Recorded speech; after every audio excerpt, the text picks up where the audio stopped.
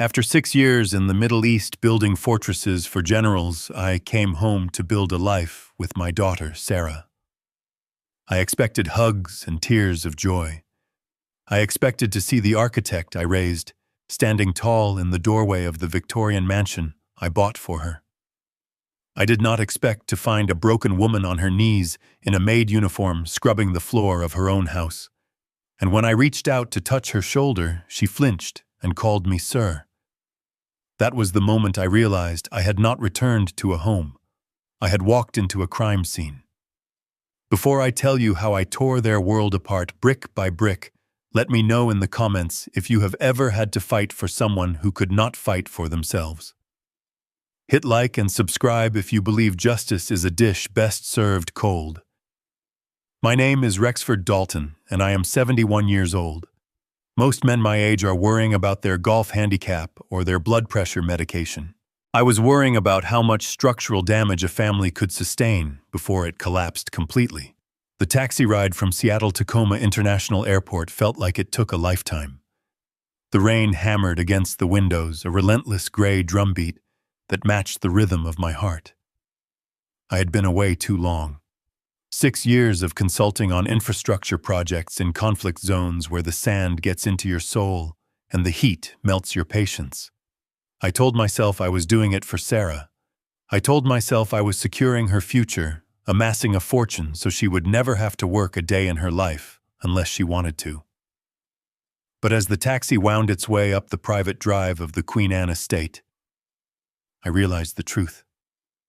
I had been running away from the memory of my wife's funeral, running away from the silence of an empty house. I paid the driver and stood in the rain staring up at the house. It was magnificent. The slate roof gleamed wet and dark. The brickwork was impeccable. I had transferred the deed to Sarah 5 years ago, a wedding gift when she married Blake Anderson. A real estate developer, she said. A man with vision, she said. I had my doubts, but I was 5,000 miles away, and her voice sounded happy on the phone. I wanted her to be happy. I walked up the stone steps, my duffel bag heavy on my shoulder. I did not ring the bell. I still had my key, the heavy brass key Sarah had mailed me years ago, saying this would always be my home too. I wanted to surprise her. I wanted to see her face light up before she could compose herself. I unlocked the door and stepped inside. The foyer was warm and smelled of lemon polish and expensive lilies. Crystal chandeliers cast a prism of light across the marble floors. It was silent. Too silent. Not the silence of peace, but the silence of a held breath. I walked toward the living room, expecting to see Sarah at her drafting table, or perhaps entertaining guests. Instead, I saw a figure huddled near the fireplace. A woman. She was on her hands and knees, scrubbing a spot on the hardwood floor with a frantic intensity. She wore a gray uniform, the kind you see in old movies or high-end hotels. A white apron was tied around her waist. It was filthy, stained with grease and cleaning fluids. "Excuse me," I said, my voice echoing in the cavernous room. "I am looking for Sarah Anderson." The woman froze. Her shoulders hunched up as if expecting a blow. She turned her head slowly, and the air left my lungs. It was Sarah. But it was not my Sarah. My Sarah had bright eyes and a spine of steel. This woman looked 20 years older than her 34 years. Her hair was chopped short and uneven. Her skin was sallow, stretched tight over her cheekbones. And her eyes. There was no light in them, only a dull, terrified haze. "Sarah," I whispered, dropping my bag. "It is me. It is Dad." She did not smile. She did not rush to me. She scrambled backwards, scuttling across the floor like a frightened animal until her back hit the sofa. She held the scrub brush up like a shield. "Please, sir," she stammered, her voice raspy and broken. "I am hurrying. The spot is almost gone. Please do not tell Mr. Anderson. I will lose my credits for the day. I will not eat. Please, sir." I took a step forward, my hands shaking. "Sarah, what are you talking about?" Look at me. It is your father. I am home. She blinked rapidly, trying to process the information, but the wall of fear was too thick. She looked at my boots. You are wearing shoes on the floor, she whispered, horrified. Mr. Anderson forbids shoes. You are making it dirty. I have to clean it. I have to clean it before he sees. She lunged forward not to hug me, but to wipe the non-existent mud from my boots with her apron. I grabbed her wrists. They were thin as twigs. And then I saw them. Bruises. Old yellow ones and fresh purple ones blooming like dark flowers up her forearms. My combat instincts flared hot and violent. Someone had put their hands on my daughter. Someone had turned my brilliant architect into a trembling servant in her own home. Who did this? I growled, the sound rumbling deep in my chest. Sarah, who did this to you? Before she could answer, the sound of slow, deliberate clapping came from the grand staircase. I looked up. Descending the stairs was a man in a bespoke navy suit. He looked impeccable. Every hair was in place. He wore a smile that did not reach his eyes. Beside him was a woman I did not know. Younger, sharp features. She wore a silk blouse and held a clipboard, looking at me with the disdain one reserves for a stray dog. Blake Anderson, I said. My voice was calm, but it was the calm before a mortar strike. Rexford seeing you here is a surprise, Blake said, continuing his descent. We did not expect you for another week. Or perhaps never. The reports said the situation in the region was volatile. I released Sarah's hands gently and stood to my full height. I am 6'2" and I have built bridges under sniper fire. I do not shrink before men in Italian suits. What is this, Blake? Why is my daughter wearing a maid uniform? Why is she terrified of me? Blake sighed, a sound of exaggerated patience. He reached the bottom of the stairs and brushed a speck of lint from his lapel. It is complicated, Rex. Sarah has been unwell. Very unwell. Since you abandoned her to chase money in the desert, her mind has fractured. We are trying a new therapy. Occupational therapy. Routine. Structure. Hard work to ground her in reality. Therapy, I spat, pointing at Sarah, who had curled into a ball on the floor. You call beating her therapy. You call treating her like a slave therapy. I took a step toward him, my fists clenching.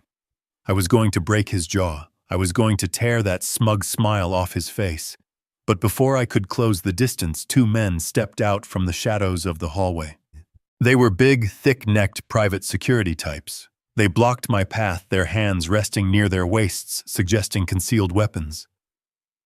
Careful, Rex, Blake said, his voice dropping an octave. You are a guest. An uninvited guest. Do not make me call the authorities. A violent old man with a history of PTSD attacking a respected businessman. It would not look good on the news. I looked at the bodyguards, then back at Blake.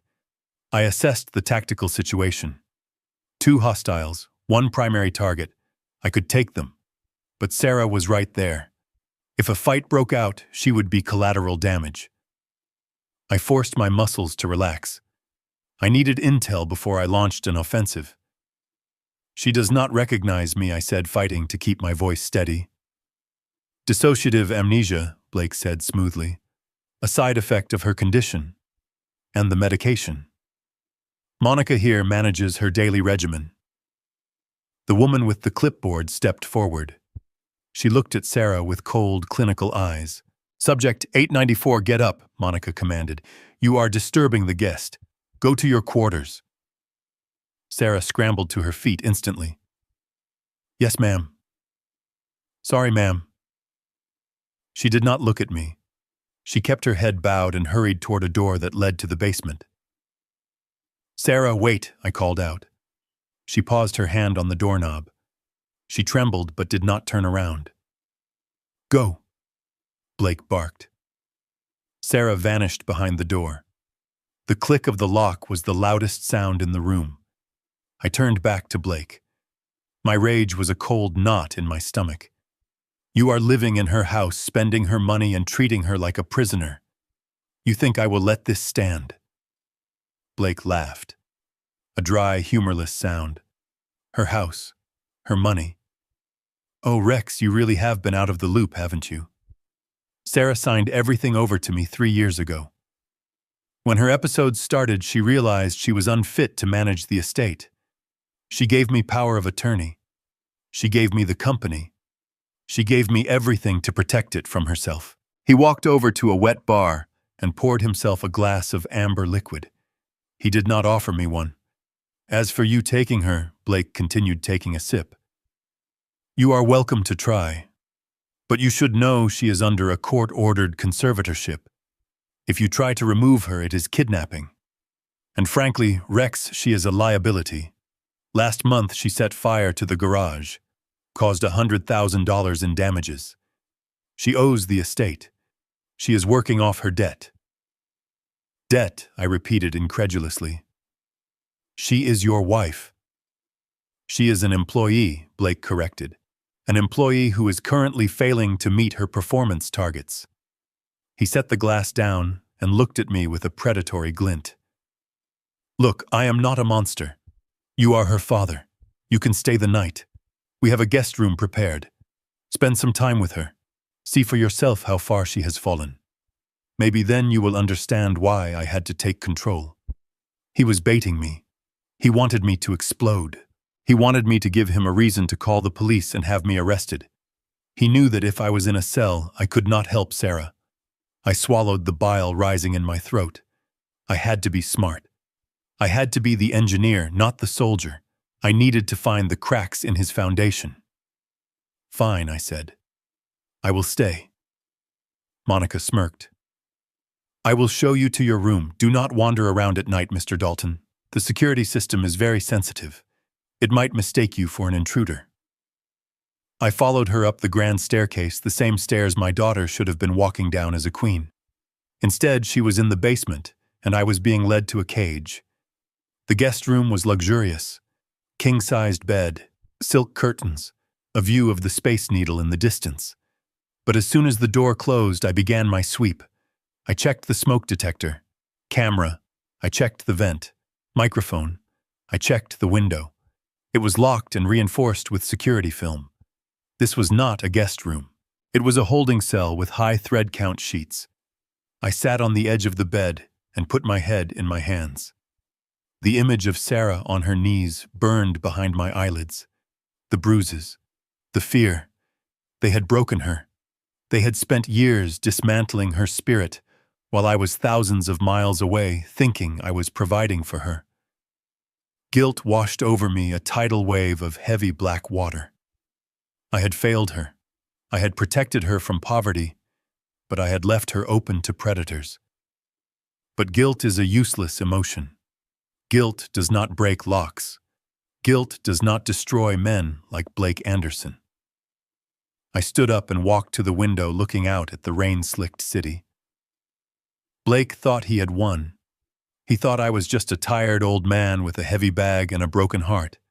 He thought he held all the cards because he had the legal papers and the hired muscle. He was wrong. He forgot what I did for a living. I did not just build things. I specialized in controlled demolition. I knew how to bring down massive structures by identifying the weak points and placing the charges exactly where they needed to be. I reached into my pocket and pulled out my phone. It was an old satellite model, rugged and untraceable. I had no signal in this fortress. I needed to get out.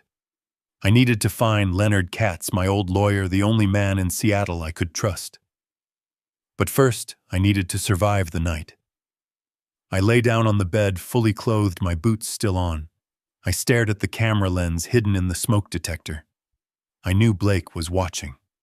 Let him watch. Let him think I was sleeping. Let him think I was defeated. Tomorrow I would start the assessment. I would find out where the money went. I would find out what drugs they were pumping into my daughter's veins. And I would find out exactly how much pressure it would take to crush Blake Anderson into dust.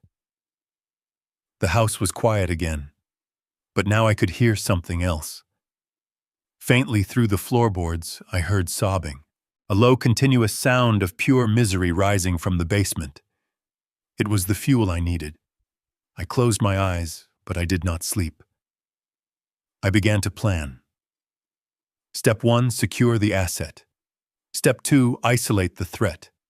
Step 3, execute with extreme prejudice. They wanted a maid. They wanted a senile old man. They were about to get a war. The rain continued to fall, washing away the dust of the desert, but it could not wash away the stain of this betrayal. That would require something stronger than water.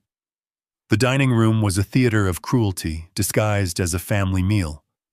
The long mahogany table, which I had imported from Italy for Sarah's 30th birthday, was set for 3. Crystal wine glasses caught the light of the chandelier. Silver cutlery gleamed on silk napkins, but there was no place setting for the owner of the house.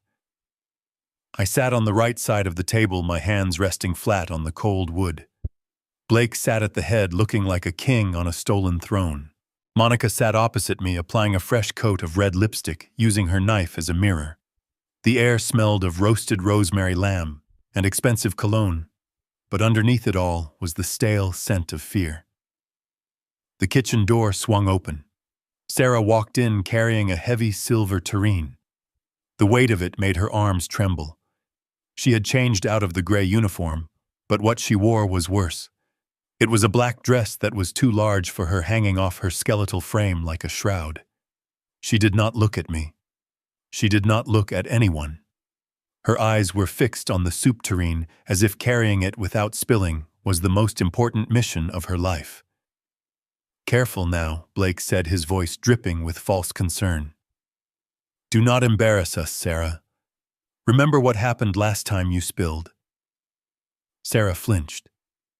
The silver rattled against the china as she set the tureen down on the sideboard. She moved with the jerky, unnatural stiffness of someone who expects pain at any moment. I watched her hands. They were red and chapped, the hands of a scullery maid, not an architect. She picked up a ladle. "Serve the guest first," Monica commanded, not looking up from her phone. "And do not drip on the tablecloth. It is Egyptian cotton." Sarah moved to my side. I could hear her breathing. It was shallow and rapid, like a panicked bird. I smelled the harsh chemical scent of bleach clinging to her skin, masking her natural perfume of vanilla and jasmine that I remembered. She ladled the steaming bisque into my bowl. Her hand shook violently. A single drop of orange liquid landed on the rim of the plate. Sarah gasped. She reached into her apron pocket and pulled out a rag, instantly wiping the spot away. "I am sorry, sir," she whispered. "I am so sorry." "It is fine, Sarah," I said softly. "It is just soup." She froze at the sound of my voice. For a second her eyes flickered toward me, and I saw a ghost of recognition. A spark of the daughter who used to build pillow forts with me. But then Blake cleared his throat. It was a sharp, percussive sound that snapped the invisible tether between us. Sarah's eyes went dead again. She moved to serve Monica. Monica waited until Sarah was leaning over her. Then, with a movement so subtle I almost missed it, she shifted her elbow. She bumped Sarah's arm. The ladle tipped. Hot bisque splashed onto the table, and a few drops landed on Monica's bare wrist. "You clumsy idiot!" Monica shrieked, jumping up and knocking her chair back. "You burned me! Look what you did!" I knew she did it on purpose. I saw the malicious glint in her eyes before she screamed. But Sarah did not defend herself. She dropped the ladle and fell to her knees, pressing her forehead against the floor. "Please forgive me," she sobbed. "I am clumsy. I am stupid. Please do not lock me in the quiet room."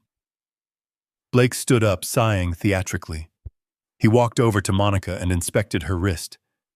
There was not even a mark. He kissed it gently, then turned his cold gaze to Sarah. "This is what I was telling you," Rex Blake said, shaking his head. "She cannot control her motor functions.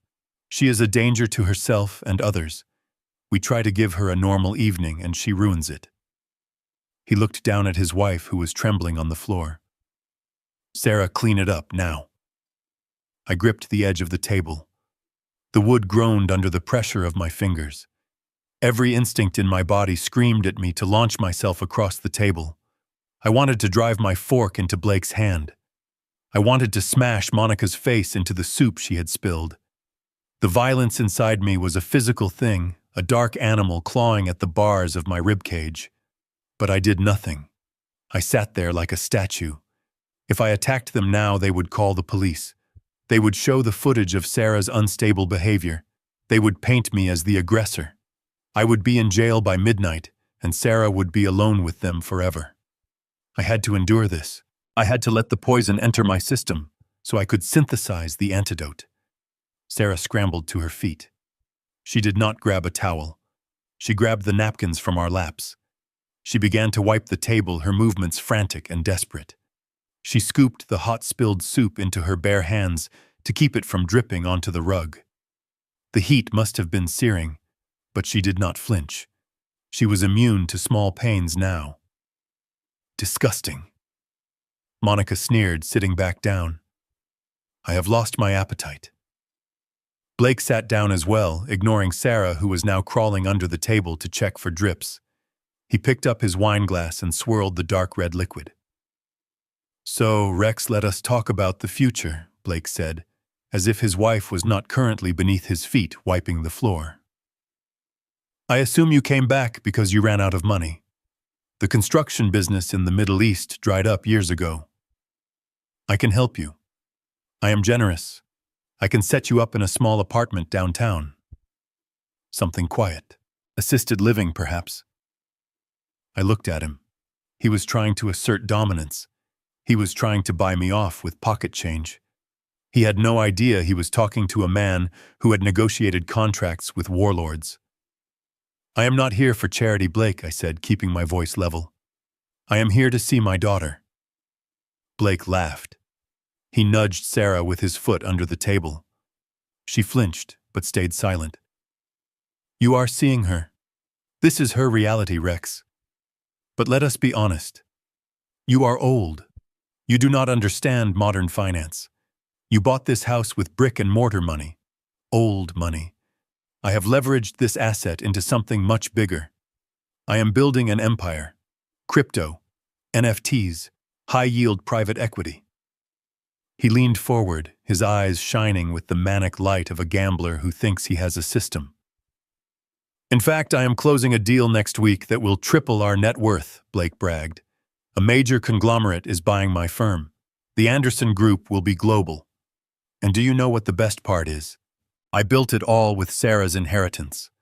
She was sitting on a gold mine, and she was too afraid to dig. I liberated that capital.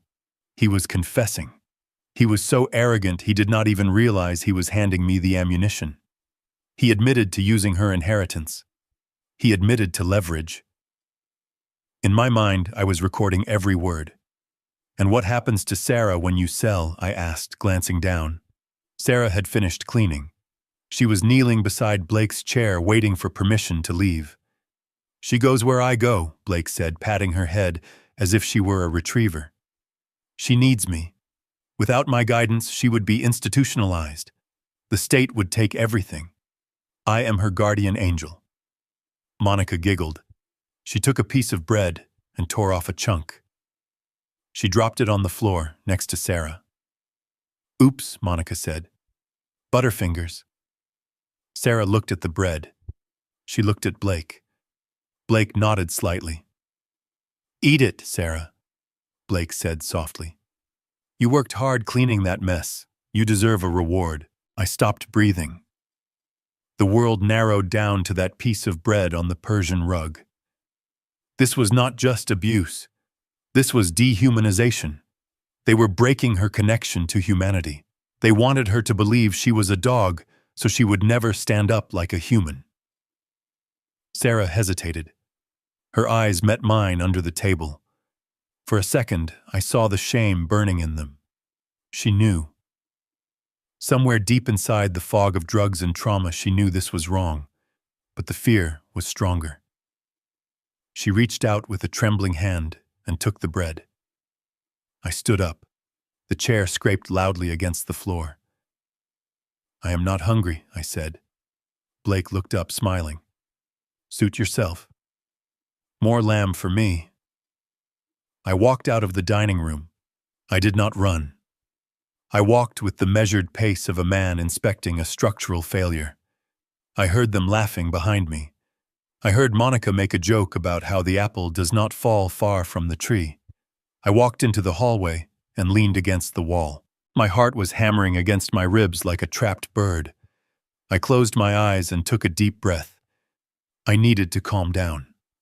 I needed to think. The rage was blinding me, and I could not afford to be blind.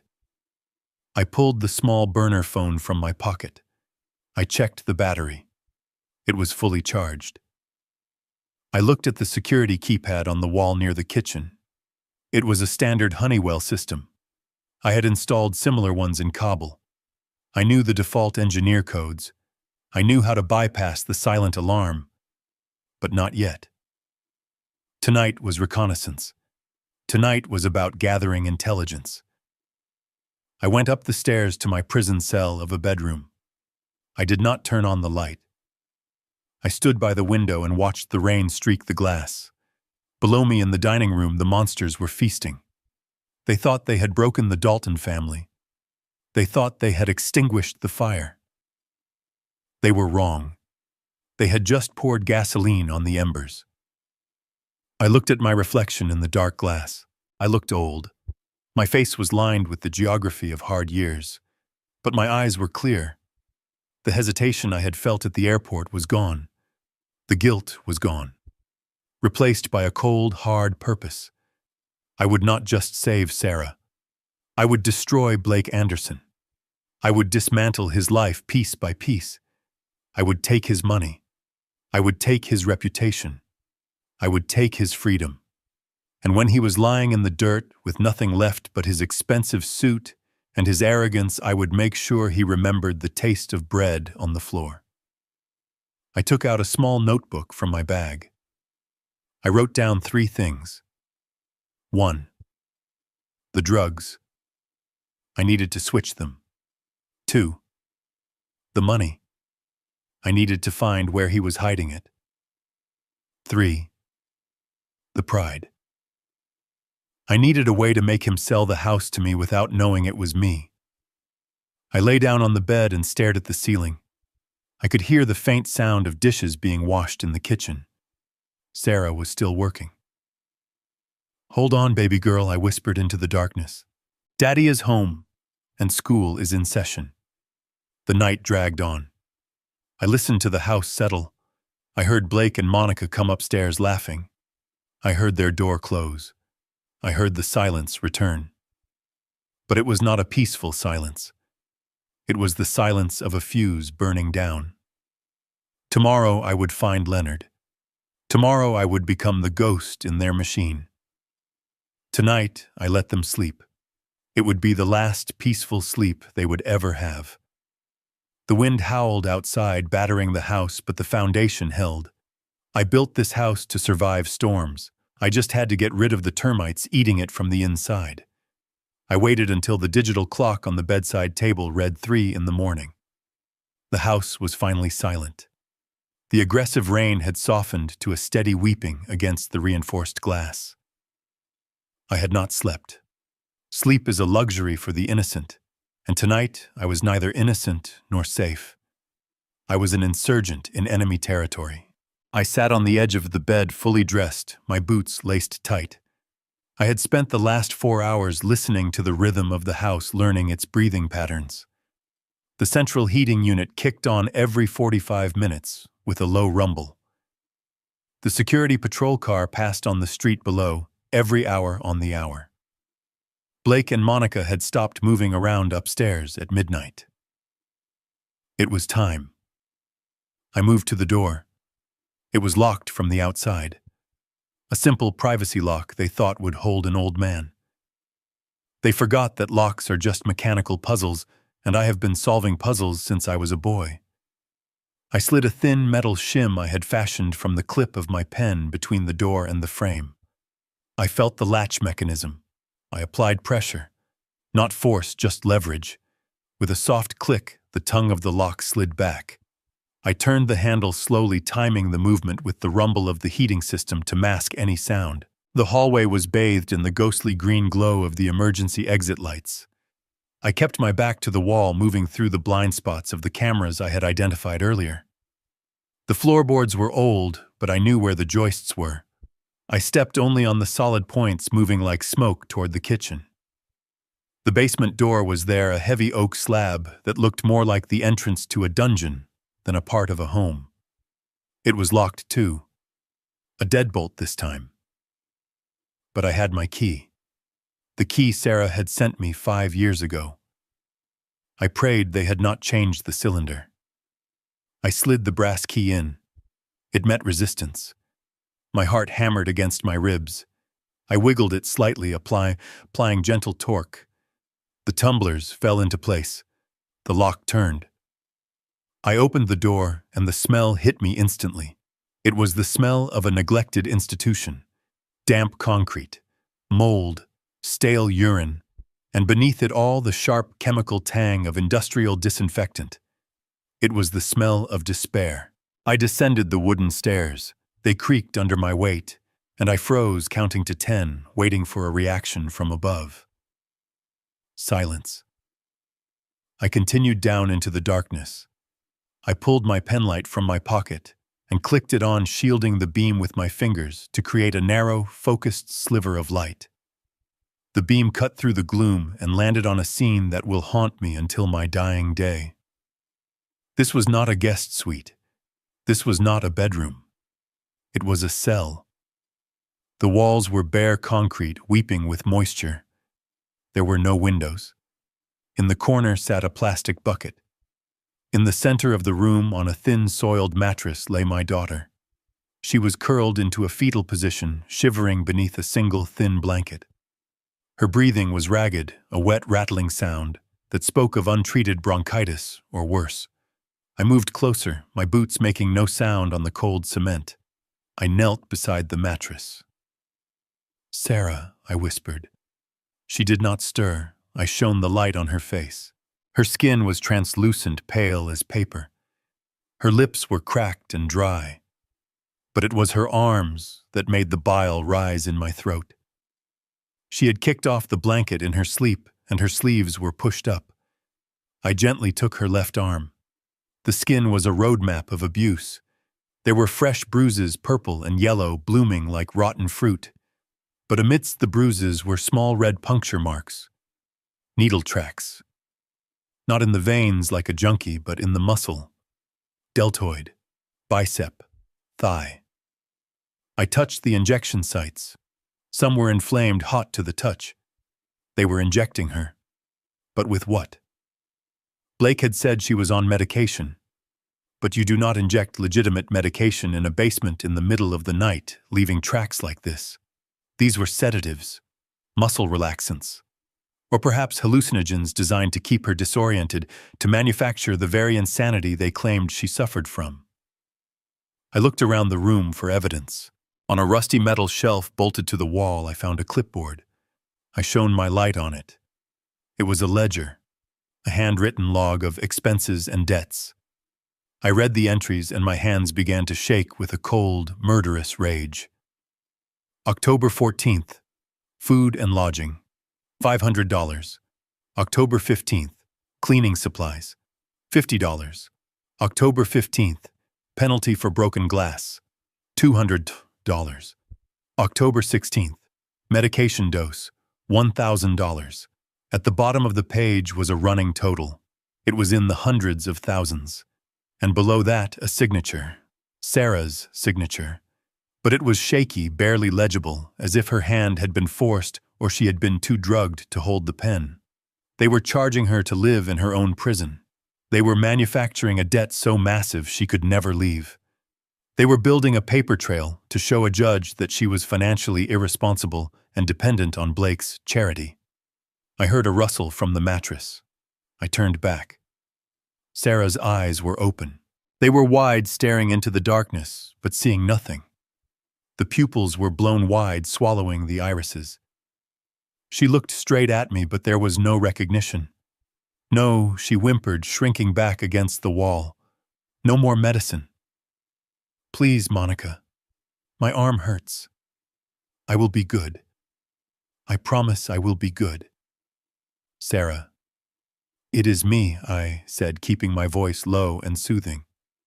It is Dad. I am not Monica.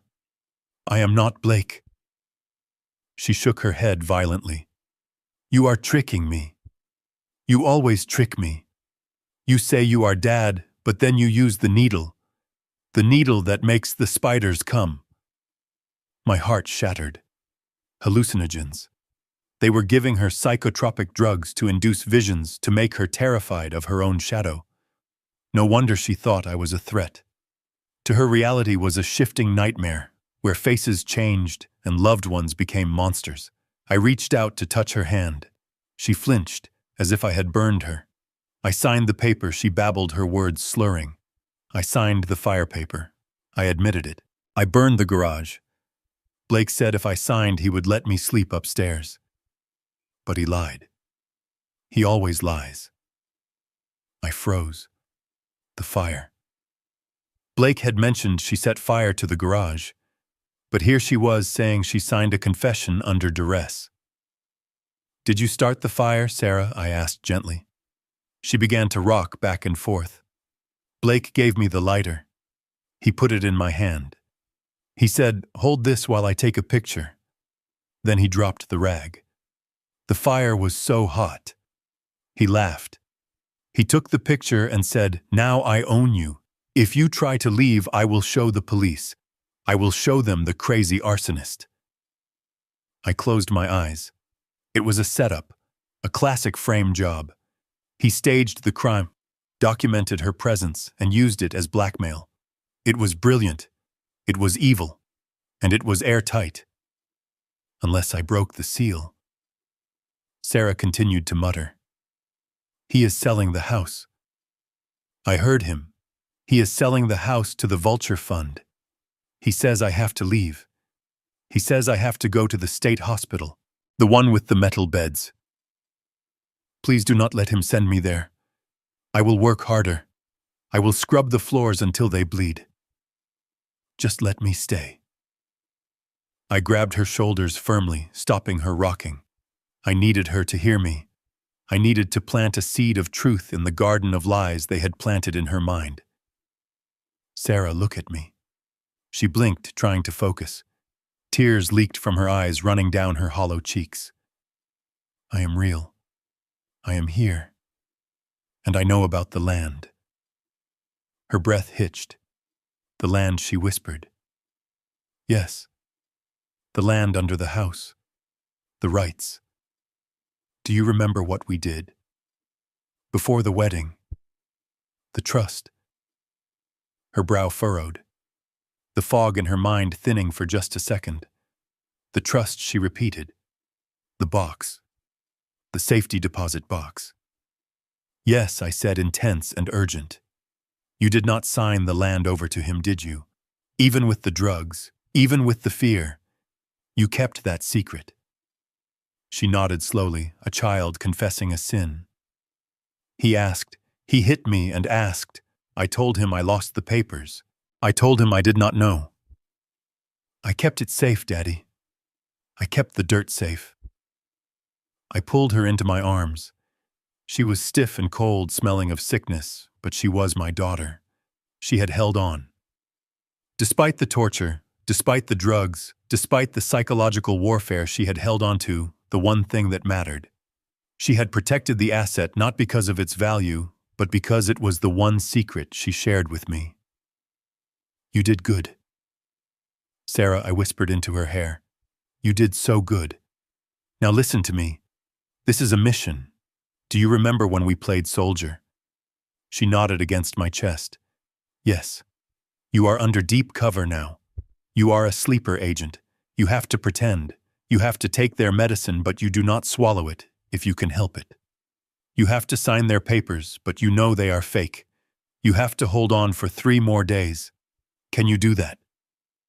3 days, she asked, her voice trembling. 3 days.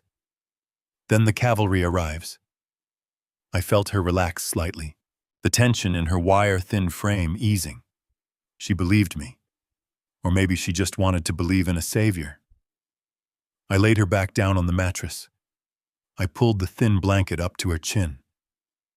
I wanted to take her right then. I wanted to carry her out of this hellhole and run. But we would not get 10 miles. Blake would report a kidnapping. He had the legal guardianship. The police would stop us. They would return her to him and throw me in jail. And then he would kill her. He would overdose her and call it an accident. No. I had to play the game.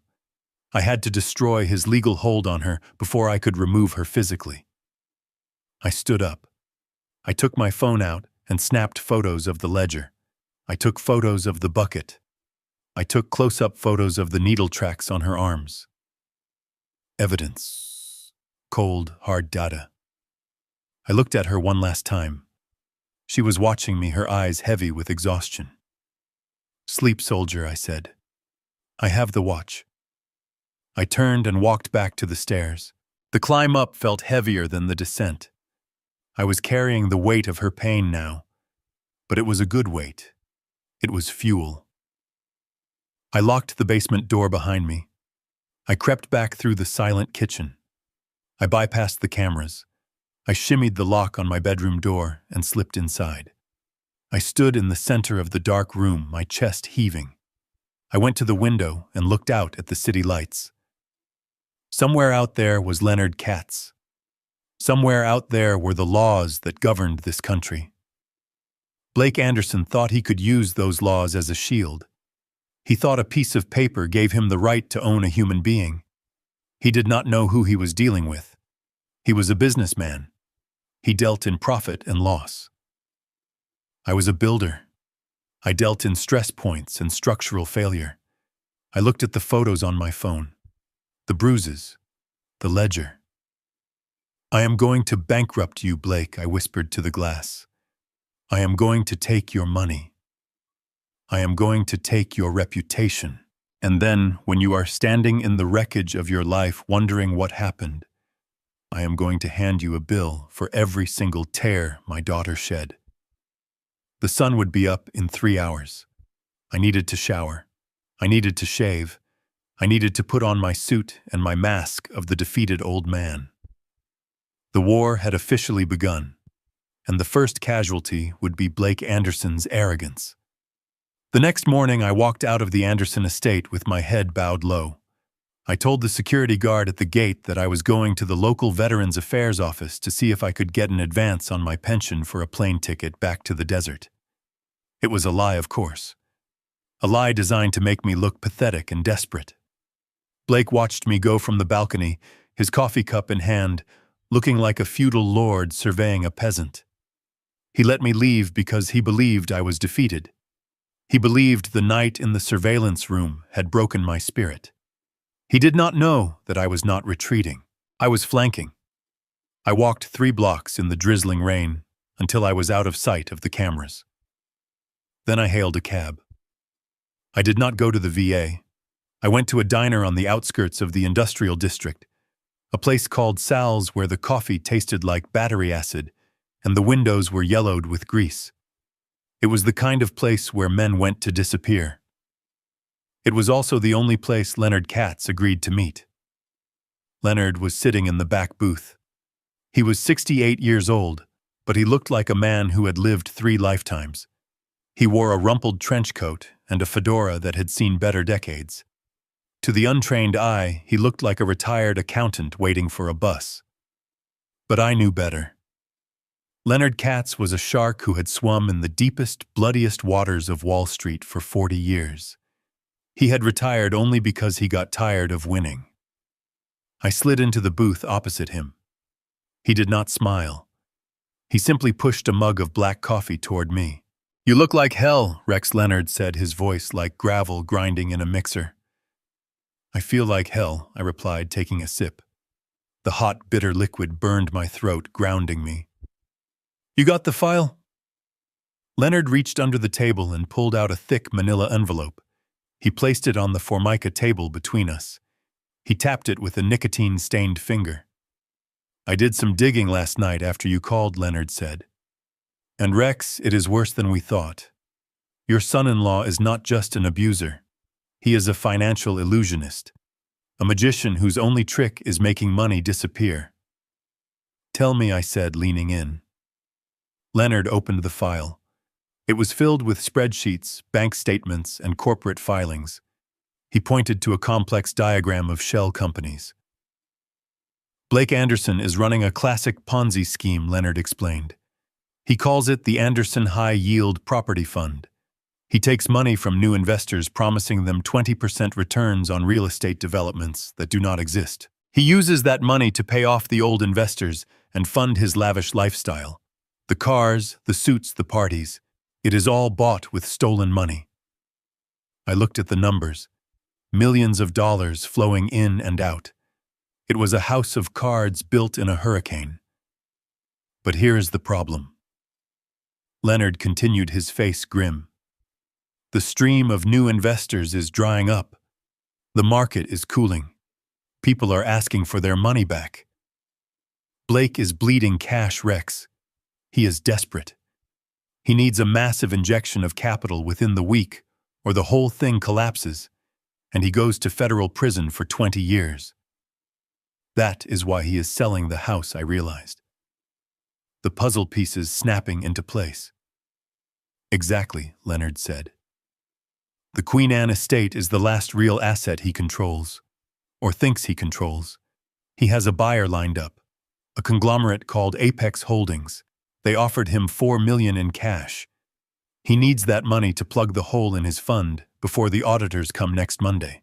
I clenched my fist under the table. "He is selling my daughter's home to save his own skin." Leonard nodded. "He thinks he can. He has Sarah's power of attorney. He has her signature on the deed transfer. Legally, on the surface, he looks bulletproof. If he sells that house, he disappears. He takes the money, takes Sarah, and vanishes to a country with no extradition treaty. And you never see her again." I felt a cold chill run down my spine. That was his plan. The sale was his escape hatch. "We have to stop the sale," I said. "No," Leonard said, a slow, dangerous smile spreading across his face. "We do not stop the sale. We encourage it. In fact, we accelerate it." I looked at him confused. "What are you talking about?" Leonard pulled another document from the bottom of the stack. It was an old document, yellowed with age. It bore my signature and a notary stamp from 6 years ago. "Do you remember this, Rex?" Leonard asked softly. I looked at the title. "The Sarah Dalton Irrevocable Land Trust." "I remember," I said. "I set it up before I left. I wanted to make sure the land stayed in the family, no matter what happened to the house." Leonard tapped the paper. "This is the nuclear option. In the state of Washington, property law allows for a severance of the estate. It means the structure, the house itself, and the land it sits on can be owned by two different entities. When you bought the property, you bought the land. When you built the house, you kept the titles separate. You transferred the house deed to Sarah 5 years ago. But the land deed—" He paused for effect, his eyes twinkling with malice. "The land deed is held by this trust," Leonard whispered. "And the trust has a very specific clause. It grants surface rights to the owner of the house only as long as the owner is a blood descendant of the Dalton line. If the house is sold to a third party, the surface rights expire immediately." I stared at him, my mind racing to catch up with his legal genius. "Wait," I said. "So if Blake sells the house to this Apex Holdings, then Apex Holdings buys a pile of bricks sitting on land they do not own," Leonard finished. "And since they do not own the land and the surface rights expire upon sale, they would be trespassing. The trust would have the legal right to demand the immediate removal of the structure." I started to laugh. It was a dark, humorless laugh, but it felt good. "You mean they would have to move the house? Or tear it down," Leonard said. "Or pay the trust whatever rent we demand. which makes the house effectively worthless to any buyer who does update their due diligence. But Blake does not know this, I said. Leonard shook his head. He was too arrogant to check the original survey records.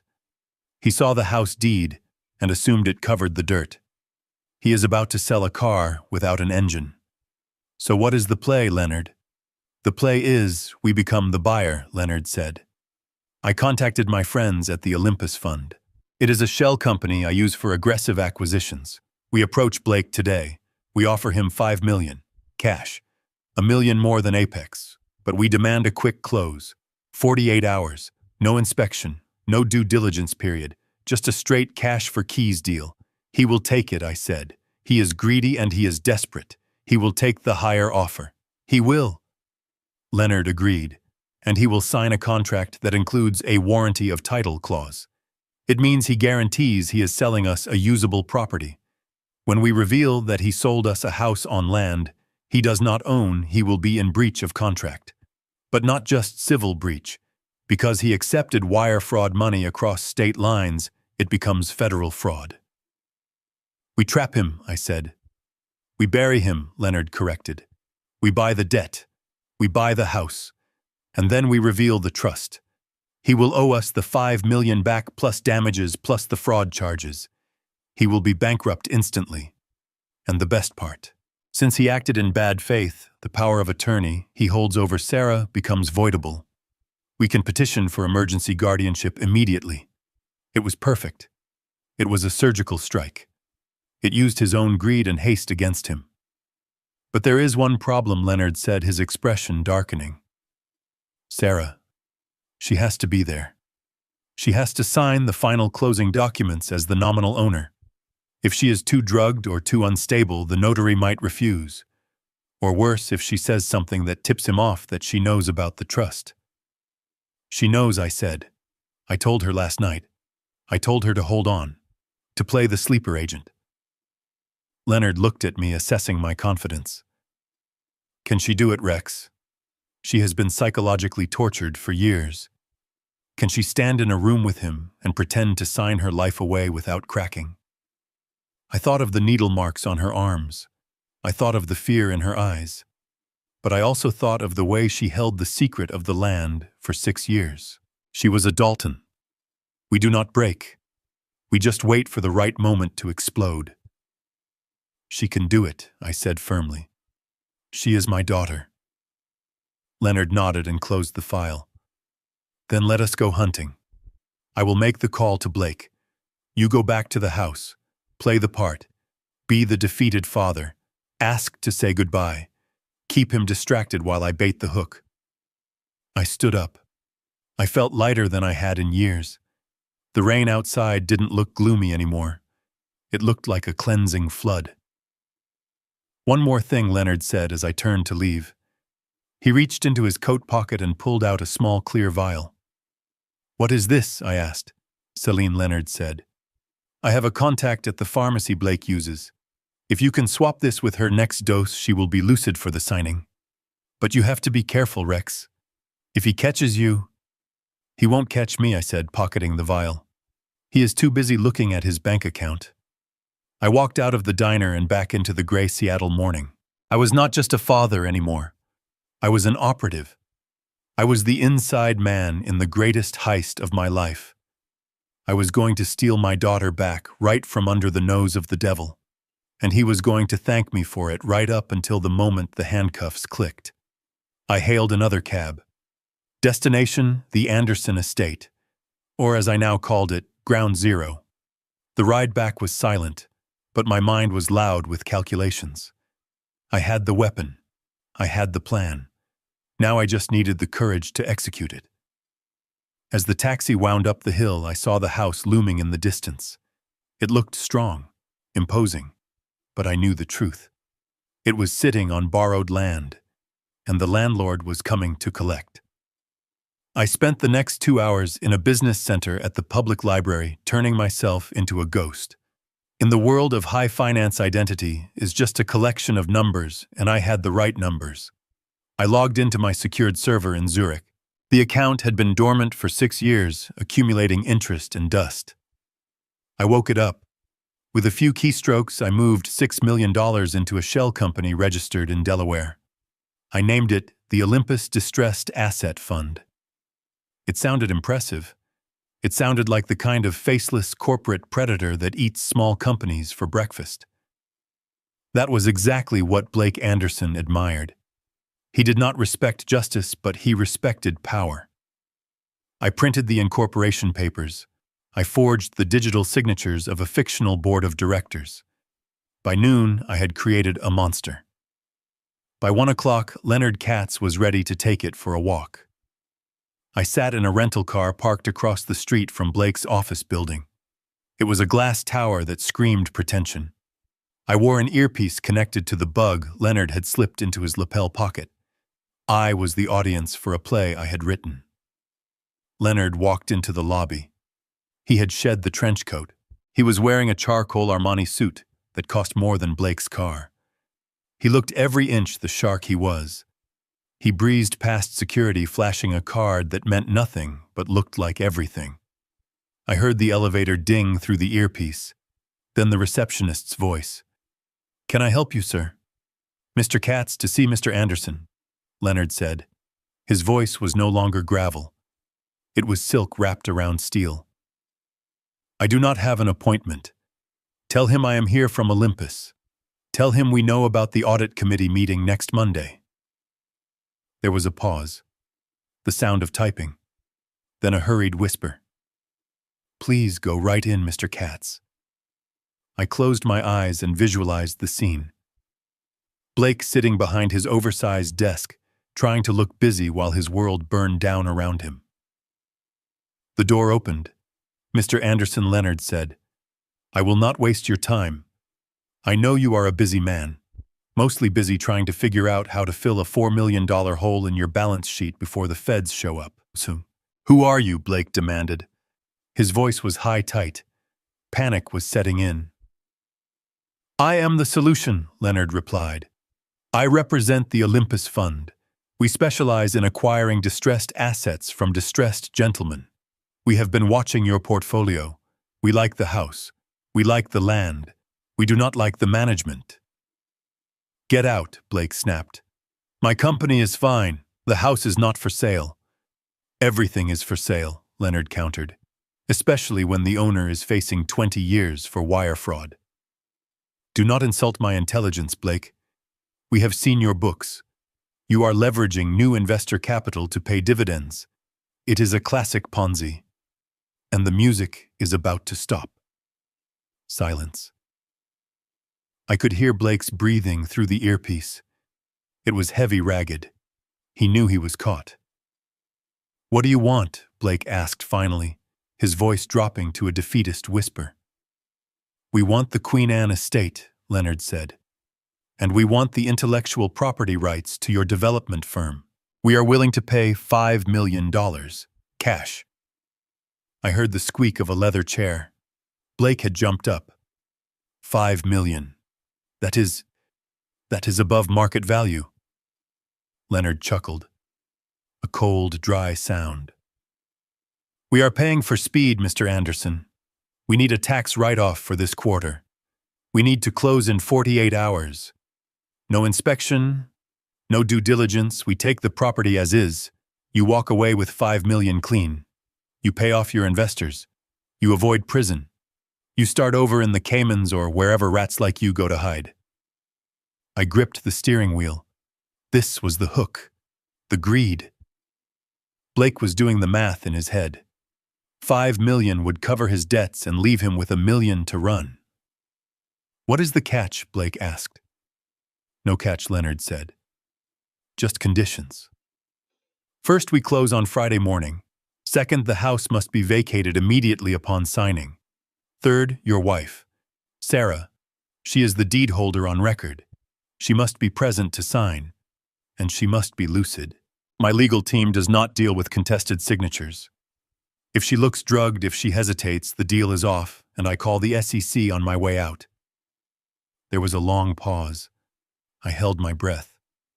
This was the pivot point.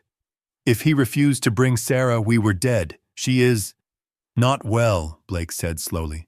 She has episodes. Fix her, Leonard said brutally. You have 2 days. Clean her up, put her in a nice dress, make sure she smiles and signs her name. After that, she is not your problem anymore. You can leave her here. We will handle the eviction. Leave her, Blake repeated. You are selling the house, Leonard said. Do you really want to drag a mental patient with you to your new life? I heard the sound of liquid being poured. Blake was drinking. He was weighing his humanity against his freedom. It was not a long contest, Fine, Blake said.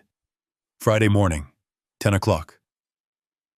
But I want the money wire transferred to an offshore account. Standard procedure, Leonard agreed. Do we have a deal? I heard the slap of a hand hitting a hand. The deal with the devil was signed.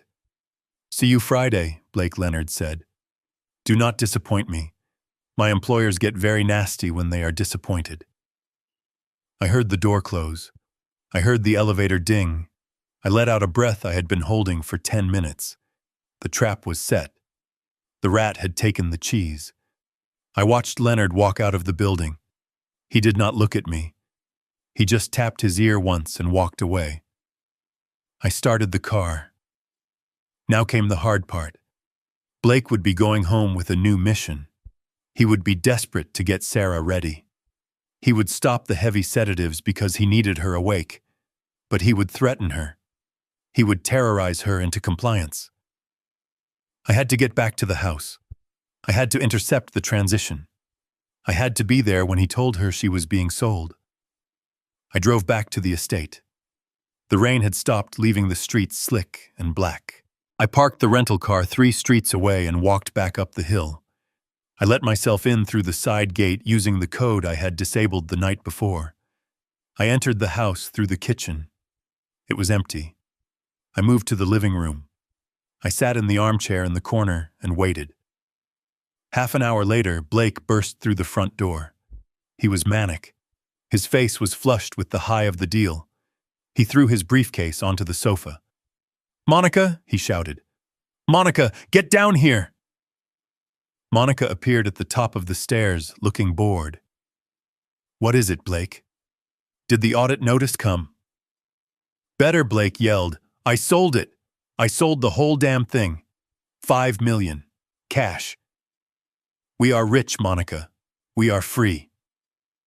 Monica ran down the stairs, her eyes wide. Who bought it?" "Some investment fund," Blake said, pouring himself a drink. "Doesn't matter.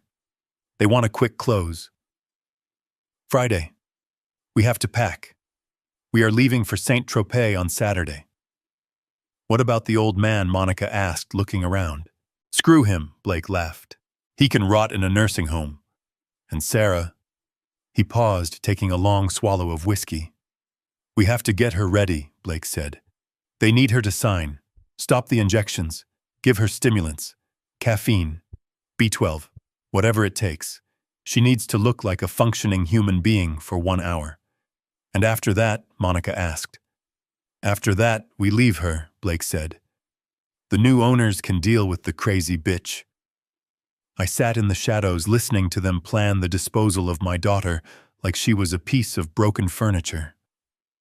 My hand drifted to the pocket where I kept the vial of saline. I stood up. "That sounds like a wonderful plan, Blake," I said, stepping into the light. Blake jumped, spilling his drink. "Jesus, Rex, how long have you been sitting there?" "Long enough," I said, keeping my face impassive. "I heard you are selling." "Congratulations." Blake straightened his jacket, recovering his composure. "Yes, well, it is a business decision. Best for everyone. Sarah needs professional care that I can no longer provide. The proceeds from the sale will go toward securing her future." "Liar." "I understand," I said. "It must be a relief." "It is," Blake said. "Look, Rex, I know we got off on the wrong foot, but this is happening. Friday morning we sign. You should probably pack your things too." "I will be ready," I said. Blake nodded and turned to Monica. Go get Sarah. Clean her up. We start the detox protocol now. Monica went to the basement door. I watched her unlock it. I will help, I said, moving forward. She is my daughter. She trusts me. If you want her to behave, let me talk to her. Blake looked at me suspiciously. Then he shrugged. Fine. But no funny business. If she acts up on Friday, the deal dies. And if the deal dies, I swear to God, Rex, I will put her in a state facility so dark, you will never find her. I understand, I said. I want this deal to go through as much as you do. And I meant it. I wanted him to sign that contract. I wanted him to sign his own death warrant. I followed Monica down the stairs. Sarah was sitting on the mattress, hugging her knees. She looked up and saw me. Fear flashed in her eyes, then confusion. Daddy, she whispered. Mr. Anderson has good news, Sarah, I said, my voice cheerful and loud for the benefit of the microphones. We are going to have a big day on Friday. You need to get strong. Monica tossed a dress onto the bed. It was a pale blue summer dress, the one Sarah had worn on her honeymoon. Put this on, Monica ordered, and take a shower. You smell like a kennel. I stood between Monica and Sarah. I will help her up the stairs, Monica. You go start the coffee. Monica rolled her eyes and stomped back up the stairs. I turned to Sarah. I knelt down and gripped her hands. This is it, I whispered. The game is on. He is stopping the drugs. He needs you lucid. Sarah trembled. He is selling the house. Yes, I said. And we are going to let him. But the trust, Sarah whispered. The land. I put a finger to her lips. Exactly. When he signs that paper, he is committing fraud. He is walking into a trap we dug for him. But you have to be brave. You have to walk into that room on Friday and sign your name. Can you do that? Sarah looked at the dress. Then she looked at me. Her eyes were still glassy, but deep down I saw a flicker of the fire that used to burn there. I will sign, she said. I will sign his end. Good girl, I said. We spent the next 2 days in a strange purgatory. Blake was manic, bouncing between packing boxes and shredding documents. Monica was cold and efficient, stripping the house of valuables. I played the role of the submissive grandfather, making tea, helping with the boxes, keeping my head down. But every time I poured Sarah a glass of water, I slipped in the saline solution Leonard gave me, flushing the toxins from her system. Every time Blake wasn't looking, I whispered courage into her ear. By Thursday night, Sarah was changing. The tremors in her hands were lessening. Her speech was less slurred. She was waking up from a 3-year nightmare. And with the wakefulness came the pain. She remembered everything, every blow, every insult, every night in the basement. I sat with her in the guest room, which Blake had graciously allowed her to use for her final nights. I want to kill him, Dad, she whispered, her voice steady for the first time. I want to push him down the stairs. No, I said. That is too easy. Death is a release. Prison is a punishment. We want him to live a long life, knowing he had it all and lost it because he was stupid. She nodded. She trusted me. Friday morning dawned bright and cold. The sky was the color of steel. The house was spotless. The boxes were stacked by the door, ready for the movers. Blake was wearing his lucky suit. He looked at himself in the mirror, adjusting his tie. Showtime, he said to his reflection. He turned to me. Rex, bring her down. And remember, one wrong move and I bury her. I went upstairs. Sarah was standing by the window wearing the blue dress. She had put on a little makeup covering the bruises on her cheek. She looked beautiful. She looked fragile. But she stood straight. Ready, I asked. She took a deep breath. Ready. We walked down the stairs together.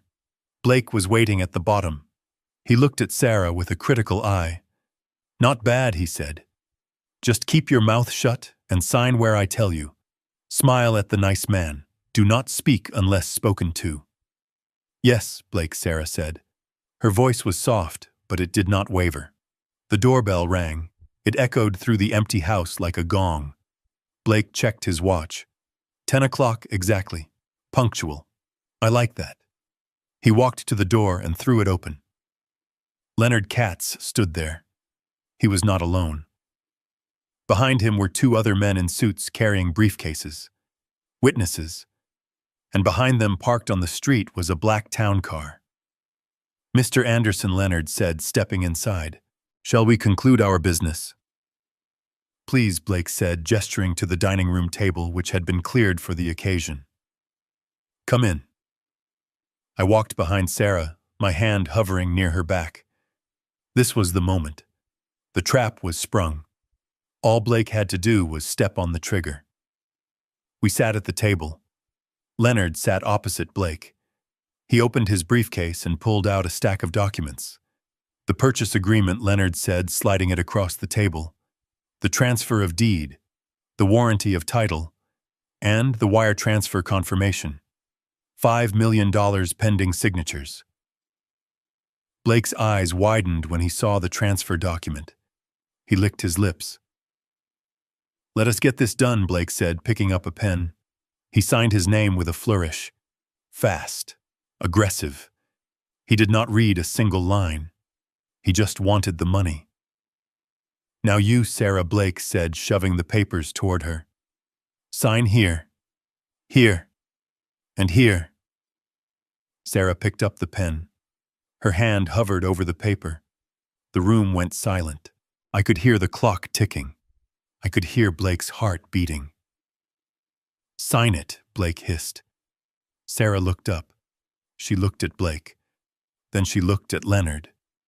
And finally, she looked at me. I nodded. She lowered the pen and wrote her name. Sarah Dalton Anderson. "It is done," Blake said, exhaling. "It is finally done." He reached for the wire transfer confirmation. "Not so fast," Leonard said. His hand clamped down on the paper. Blake looked up, confused. "What?" "We signed. Release the funds." Leonard smiled, and in that smile, Blake finally saw the shark. "We have a problem, Mr. Anderson," Leonard said. "You just sold me a house, but you forgot to sell me the land it sits on." Blake laughed nervously. "What kind of joke is this? The land comes with the house. It is standard." "Not in this case," Leonard said. He reached into his briefcase and pulled out the old yellowed document. The trust. Rex pulled his chair back and stood up. "I believe I can explain," I said, my voice filling the room. Blake spun around, his eyes wide with shock. He looked at me. Then he looked at Sarah. And for the first time he saw that she was not looking at the floor. She was looking at him. And she was smiling. It was a cold, terrible smile. "Hello, Blake," Sarah said. "Welcome to the eviction." The night before the signing, Blake threw a party. He called it a farewell gathering, but anyone with eyes could see it for what it was. It was a victory lap. He had invited 30 of his closest sycophants to drink his scotch and laugh at his jokes while he stood on the precipice of what he thought that was his greatest triumph. The house was filled with the discordant noise of jazz music and the clinking of expensive crystal. I sat in my room listening to the bass thumping through the floorboards. To Blake, I was the defeated father packing his bags in shame. To the guests, I was invisible. But tonight, invisibility was my greatest weapon. I checked my watch. It was 9 o'clock. The party was in full swing in Wuhan. The caterers were rushing back and forth from the kitchen to the living room, carrying trays of crab cakes and caviar. This was my window. I stripped off my flannel shirt and put on a crisp white button-down and a black vest I had filched from the laundry pile in the mudroom earlier that day. I slicked my hair back. I picked up a silver tray I had hidden under my bed. In the chaos of a catered event, nobody looks at the face of the help. They only look at the tray. I opened my door and stepped into the hallway. The air was thick with the smell of roasted meat and heavy perfume. I moved with the fluid efficiency of a man who has walked through minefields. I descended the back stairs, avoiding the main foyer where Blake was holding court. My target was not the party. My target was the study. Blake's sanctuary. The place where he kept his secrets and his poisons. I reached the ground floor and merged into the stream of waiters. I walked right past Monica. She was wearing a red dress that cost more than my first truck, laughing at something a man in a gray suit was saying. She looked right at me and saw nothing. I was just a uniform, a prop in her stage play of wealth. I turned the corner and slipped into the dark corridor that led to the study. The door was locked. A heavy keypad lock, digital, expensive. But Blake was arrogant. He relied on technology without understanding human nature.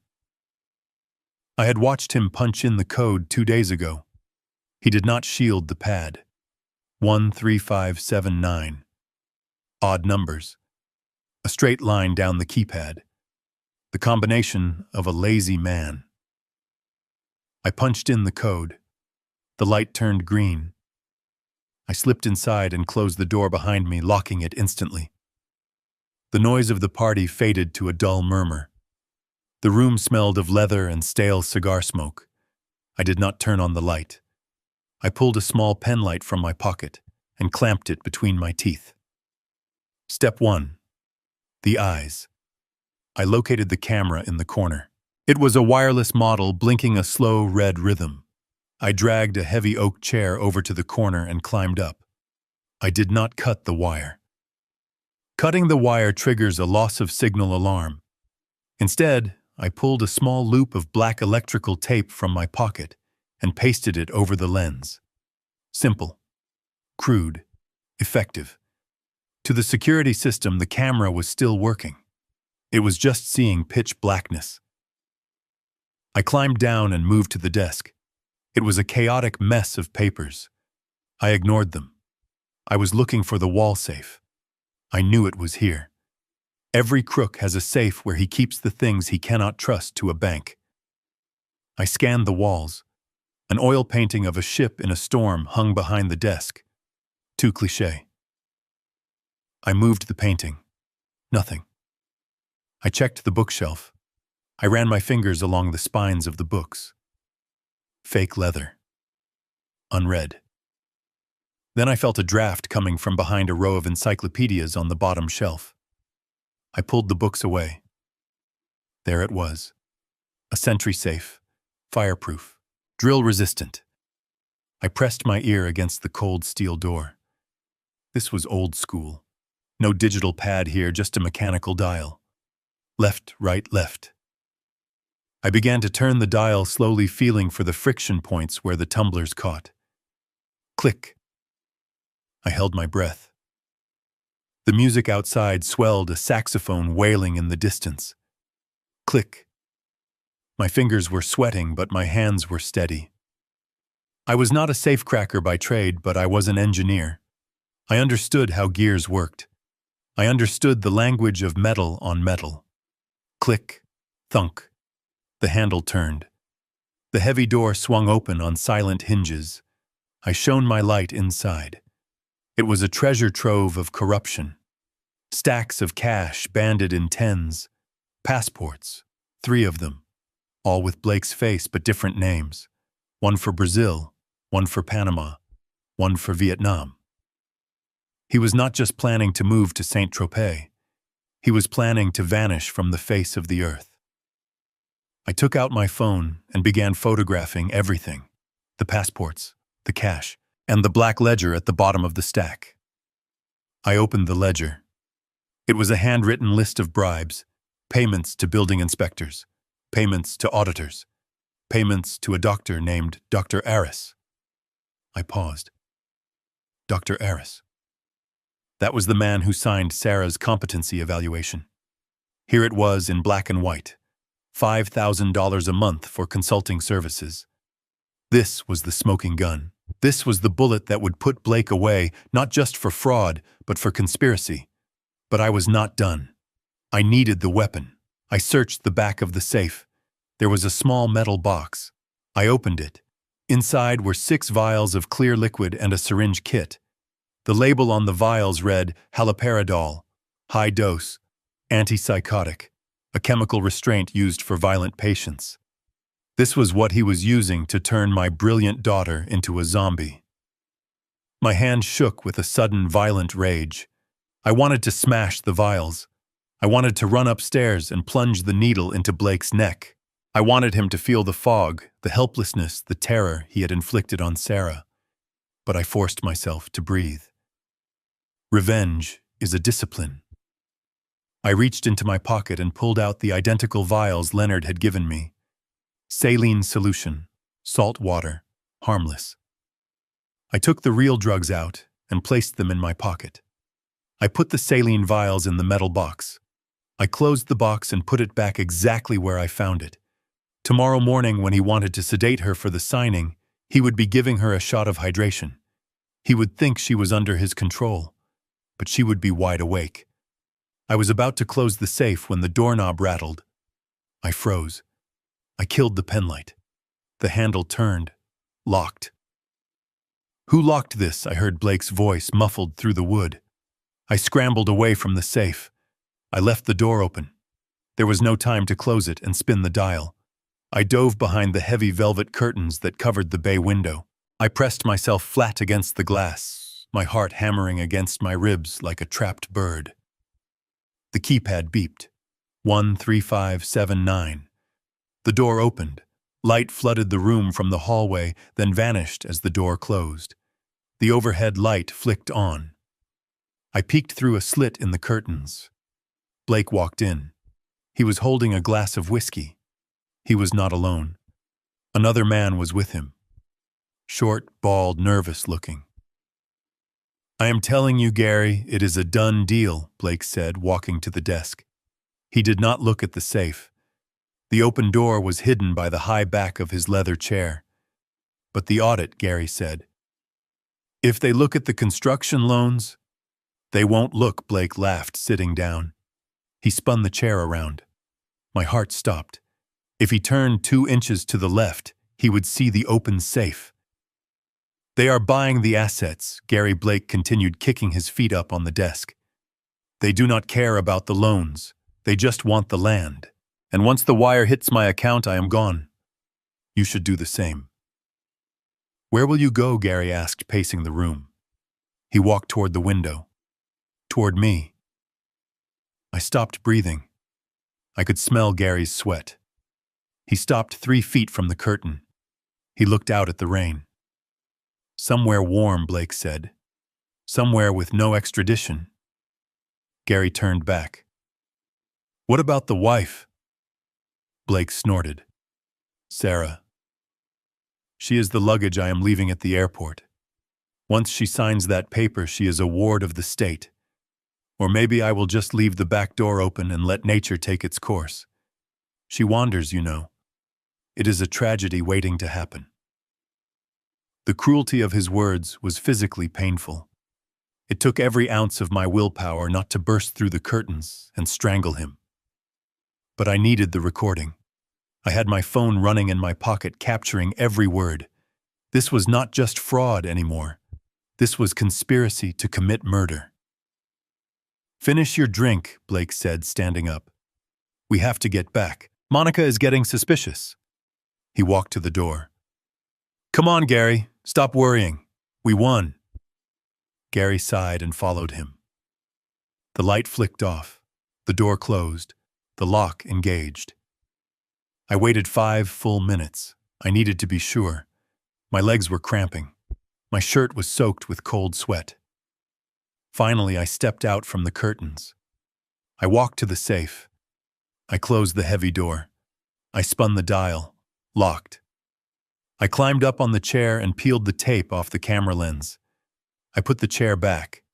I checked the room. No footprints. No sign I had been there. I was a ghost again. I slipped out of the study and back into the hallway. The party was winding down. Guests were retrieving their coats. I merged with the staff clearing the empty glasses. I walked right past Blake one last time. He was shaking hands, his face flushed with triumph. "Good night, sir," I murmured as I passed him. He did not even look at me. He just nodded at the air. I walked up the back stairs to my room. I locked the door. I took the vials of haloperidol out of my pocket and set them on the nightstand. They glittered in the moonlight. Evidence. I took out my phone and played back the recording. It is a tragedy waiting to happen. "You are right, Blake," I whispered to the empty room. "A tragedy is coming. But not for Sarah." I stripped off the waiter's vest. I washed my face in the cold water of the bathroom sink. I looked at myself in the mirror. The old man was gone. The soldier was back. I went to the window and looked down at the street. The town car was gone. The guests were leaving. The house was going quiet. I lay down on the bed, but I did not close my eyes. I visualized the morning, the table, the pen, the look on Blake's face when the trap snapped shut. I had the money. I had the drugs. I had the confession. Tomorrow was not a business transaction. Tomorrow was an execution. And I was the hangman. The morning of the signing did not begin with sunlight. It began with the absence of the fog. For 3 years, Sarah had woken up wrapped in a heavy gray blanket of chemical suppression. Her thoughts had been slow, viscous things that slipped through her fingers before she could grasp them. But today was different. Today she woke up and the world was sharp.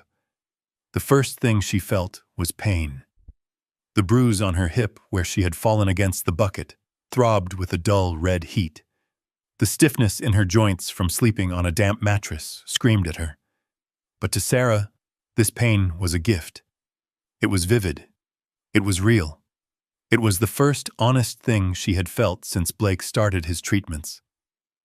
She sat up in the bed. Her head did not spin. The room did not tilt. The dust motes dancing in the shaft of gray light from the window were clear and distinct. She looked at her hands. For months they had looked like foreign objects, distant and unconnected to her will. Now she flexed her fingers. She saw the dirt under her nails. She saw the tremors were gone. She clenched her fist. It was a weak fist, but it was hers. The door opened. It was not the heavy, aggressive entry of Blake or the clicking, impatient heels of Monica. It was a quiet, controlled movement. Rex slipped inside and locked the door behind him. He was not wearing the flannel shirt and cardigan of the defeated grandfather. He was wearing a dark suit. It was old and the style was dated, but it was pressed to a razor edge. He looked like a man going to a funeral or a war. He carried a tray. On it was a steaming mug of black coffee and a single piece of toast. No needles. No little plastic cups of pills. "Drink," he said. His voice was low, a rumble that vibrated in the floorboards. Sarah took the mug. Her hands were steady. The smell of the coffee was overwhelming, rich and bitter and alive. She took a sip. The caffeine hit her system like a jump start. Her eyes widened. "The fog is gone," she whispered. Her voice was raspy from disuse, but the words were clear. Rex nodded. He moved to the window and checked the driveway below. "I flushed the system," he said without turning around. The saline worked. "You are back in the driver's seat, Sarah. But you have to stay buckled in. The road is about to get very rough." Sarah looked at the back of this man, this stranger who wore her father's face. When he had arrived 2 days ago, she had seen a ghost, a relic from a past she thought she had hallucinated. But now with the drugs gone, she saw him clearly. She saw the tension in his shoulders, the way his weight rested on the balls of his feet ready to spring. This was not the gentle architect who taught her how to draw perspective. This was the man who built airfields in combat zones. This was the Rexford Dalton the world feared. He turned to face her. He walked over and knelt by the bed so they were eye to eye. He took her hands in his.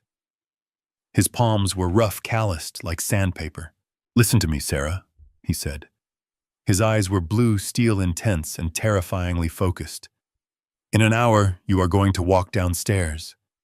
Blake will be there. Monica will be there. They will expect the zombie. They will expect the broken doll who signs whatever they put in front of her."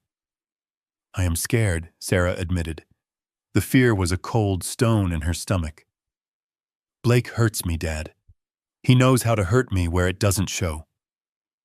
"He cannot hurt you today," Rex said. "Because today you are not his wife. You are my asset, and nobody touches my assets." He reached into his jacket pocket and pulled out a small silver object. It was a pen, a heavy, expensive fountain pen. "This is your weapon," Rex said, pressing it into her palm. "When you sign that paper, you are not surrendering. You are detonating the charge. Do you understand?" Sarah looked at the pen. It felt cold and heavy. She closed her fingers around it. "I understand," she said. "Good," Rex said, standing up. He checked his watch. "Now get dressed. The blue dress. Fix your hair. Put on the mask. When you walk out that door, you are Sarah Anderson, the obedient wife.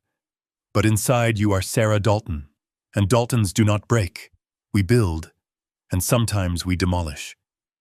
He turned to leave, but Sarah grabbed his wrist. "Dad," she said. He stopped. "Thank you." He did not smile. He just nodded once, a sharp military acknowledgement. Then he unlocked the door and slipped out, leaving her alone with the silence and the growing fire in her blood. Sarah moved to the mirror. She stripped off the nightgown. She looked at her body, the ribs showing through the skin, the bruises, the scars. She traced the line of a scar on her shoulder where Monica had thrown a vase. She put on the blue dress. It hung loose on her frame, but she cinched the belt tight. She brushed her hair. She found a tube of lipstick in the drawer and applied it. Red. The color of war. She stared at her reflection. The eyes that stared back were not the eyes of a victim.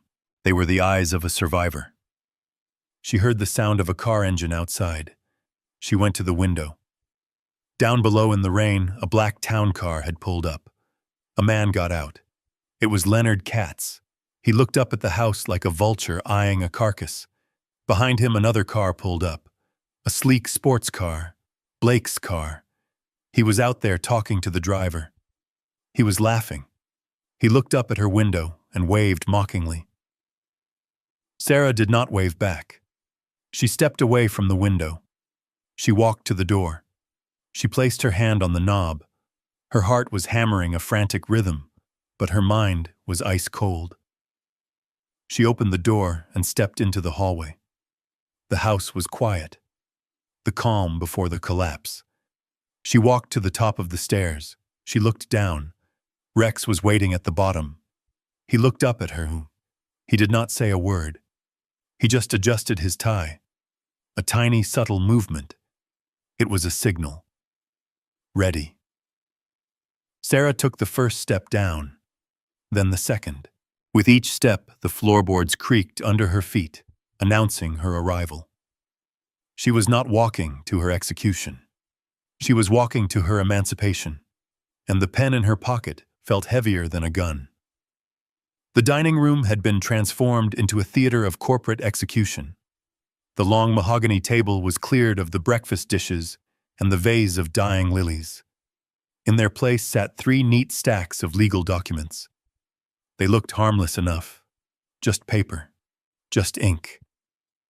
But I knew better. These papers were the coordinates for an airstrike that was about to level Blake Anderson's life. I stood by the fireplace, my back to the cold hearth.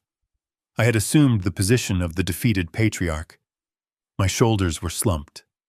My hands were clasped behind my back. To anyone watching, I was just an old man witnessing the dismantling of his family legacy. but my eyes were scanning every micro-expression in the room. Leonard Katz sat at the center of the table. He was a statue carved from granite. He did not look at the view of the Space Needle outside the window. He did not look at the expensive art on the walls. He looked only at the documents. His two associates sat flanking him like silent sentinels. They opened their briefcases in unison, the click of the latches sounding like the cocking of pistols. Blake paced the room. He was vibrating with a frantic energy. He checked his watch every 30 seconds. He smoothed his tie. He adjusted his cufflinks. He looked like a man who had just injected a stimulant directly into his heart. Maybe he had. Greed is the most potent drug on earth, and Blake was high on it. "Where is the wire?" he demanded, stopping behind his chair. "I want to see the confirmation before I pick up a pen." Leonard did not look up. He simply slid a single sheet of paper across the polished wood. "The funds are in escrow, Mr. Anderson," Leonard said, his voice devoid of emotion. $5 million. The moment the notary stamps the deed, the money moves to your offshore account in the Caymans. Blake snatched the paper up. He devoured the numbers with his eyes. A smile broke across his face. It was an ugly expression. It was the smile of a predator who thinks he has finally killed the big game. "Beautiful," Blake whispered. He looked at Monica, who was leaning against the doorframe, scrolling on her phone. "Did you hear that, babe? 5 million. We are out of here by noon." Monica looked up and smirked. "Just sign the damn papers, Blake. I have a spa appointment at 2. Blake laughed. He sat down at the head of the table. He picked up the heavy Mont Blanc pen that Leonard had provided. He spun it in his fingers. "All right. Let us get this over with," Blake said. He looked at Sarah. She was sitting to his right. She was wearing the blue dress. Her hands were folded in her lap.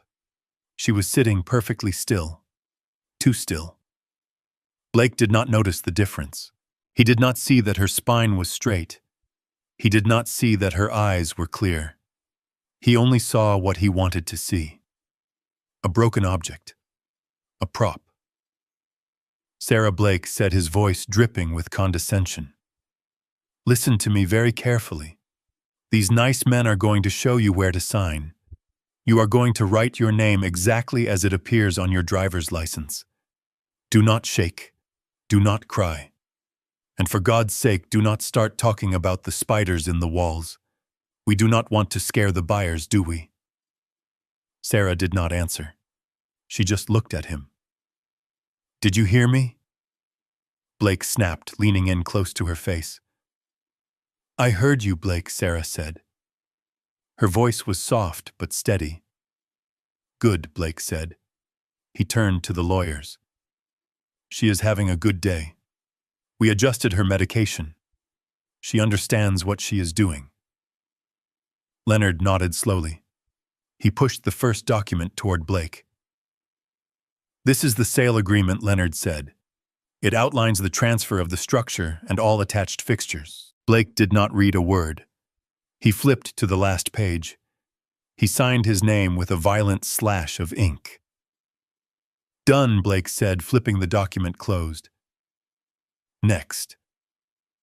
"This is the warranty of title," Leonard said, sliding the second stack. "You are certifying that you have the legal right to sell the property and that there are no undisclosed encumbrances." "Undisclosed encumbrances?" Blake laughed. "Just the crazy wife and the old man. But they are leaving today, right, Rex?" He looked at me over his shoulder. I am leaving today, Blake," I said. My voice was flat. I promised myself I would not engage. I would not give him the satisfaction of a reaction. "Not yet." "Good," Blake said. He signed the second document. He was signing his life away, and he thought he was winning the lottery. It was pathetic. It was terrifying. "Now for the big one," Leonard said. He placed the deed in the center of the table. "This requires both signatures," Leonard explained. "Mr. Anderson as the holder of the power of attorney, and Mrs. Anderson as the primary title holder. Blake signed his line instantly. He pushed the paper towards Sarah. He shoved it so hard it slid off the placemat and hit her hand. "Sign it, Sarah," Blake ordered. Sarah picked up the pen I had given her. The silver barrel glinted in the gray light. She held it poised over the paper. She hesitated. Blake slammed his hand on the table. The sound cracked through the room like a whip. "Do not freeze on me now, Sarah," Blake hissed. Everyone jumped except me and Leonard. "Look at her," Blake said, gesturing to the lawyers. "Look at how pathetic she is. This is why I have to sell. I cannot take care of an invalid anymore. She needs a facility, a place with padded walls and heavy locks. That is where she is going, you know. Once we have the money, I am putting her in the best institution money can buy. One where she can drool on herself without embarrassing me." I felt the blood boil in my veins. I clenched my fists behind my back so hard my fingernails cut into my palms. He was threatening her with an asylum right in front of the witnesses. He was digging his own grave with every word. Sarah looked up. She looked at Monica, who was checking her nails. She looked at Blake, who was red-faced with impatience. "You are sending me away?" Sarah asked quietly. "It is for your own good," Blake said, his voice fake and sweet. "You are sick, Sarah. You are broken. I am just trying to fix you. Now sign the paper so we can get you the help you need." He was gaslighting her until the very end. He was trying to make her believe that her imprisonment was an act of love. Sarah looked down at the paper. She looked at the signature line. Sarah Dalton Anderson. She took a deep breath. I saw her chest rise and fall. I saw the muscles in her jaw tighten. She was fighting the fear. She was fighting 3 years of conditioning that told her she was worthless. She lowered the pen. The nib touched the paper. She wrote. She did not scribble. She did not shake. She wrote her name in clear, elegant cursive, the handwriting of the architect she used to be. She finished the signature and set the pen down. "There," Blake said, exhaling a massive sigh of relief. He snatched the paper away from her before the ink was dry. Was that so hard? He handed the deed to Leonard. "There you go," Blake said, leaning back in his chair. He laced his fingers behind his head. "The house is yours. The keys are on the counter. Now, if you will excuse me, I have a plane to catch. Release the wire." He looked at me and winked. A slow, arrogant wink. "Goodbye, Rex," Blake said. "Do not let the door hit you on the way out."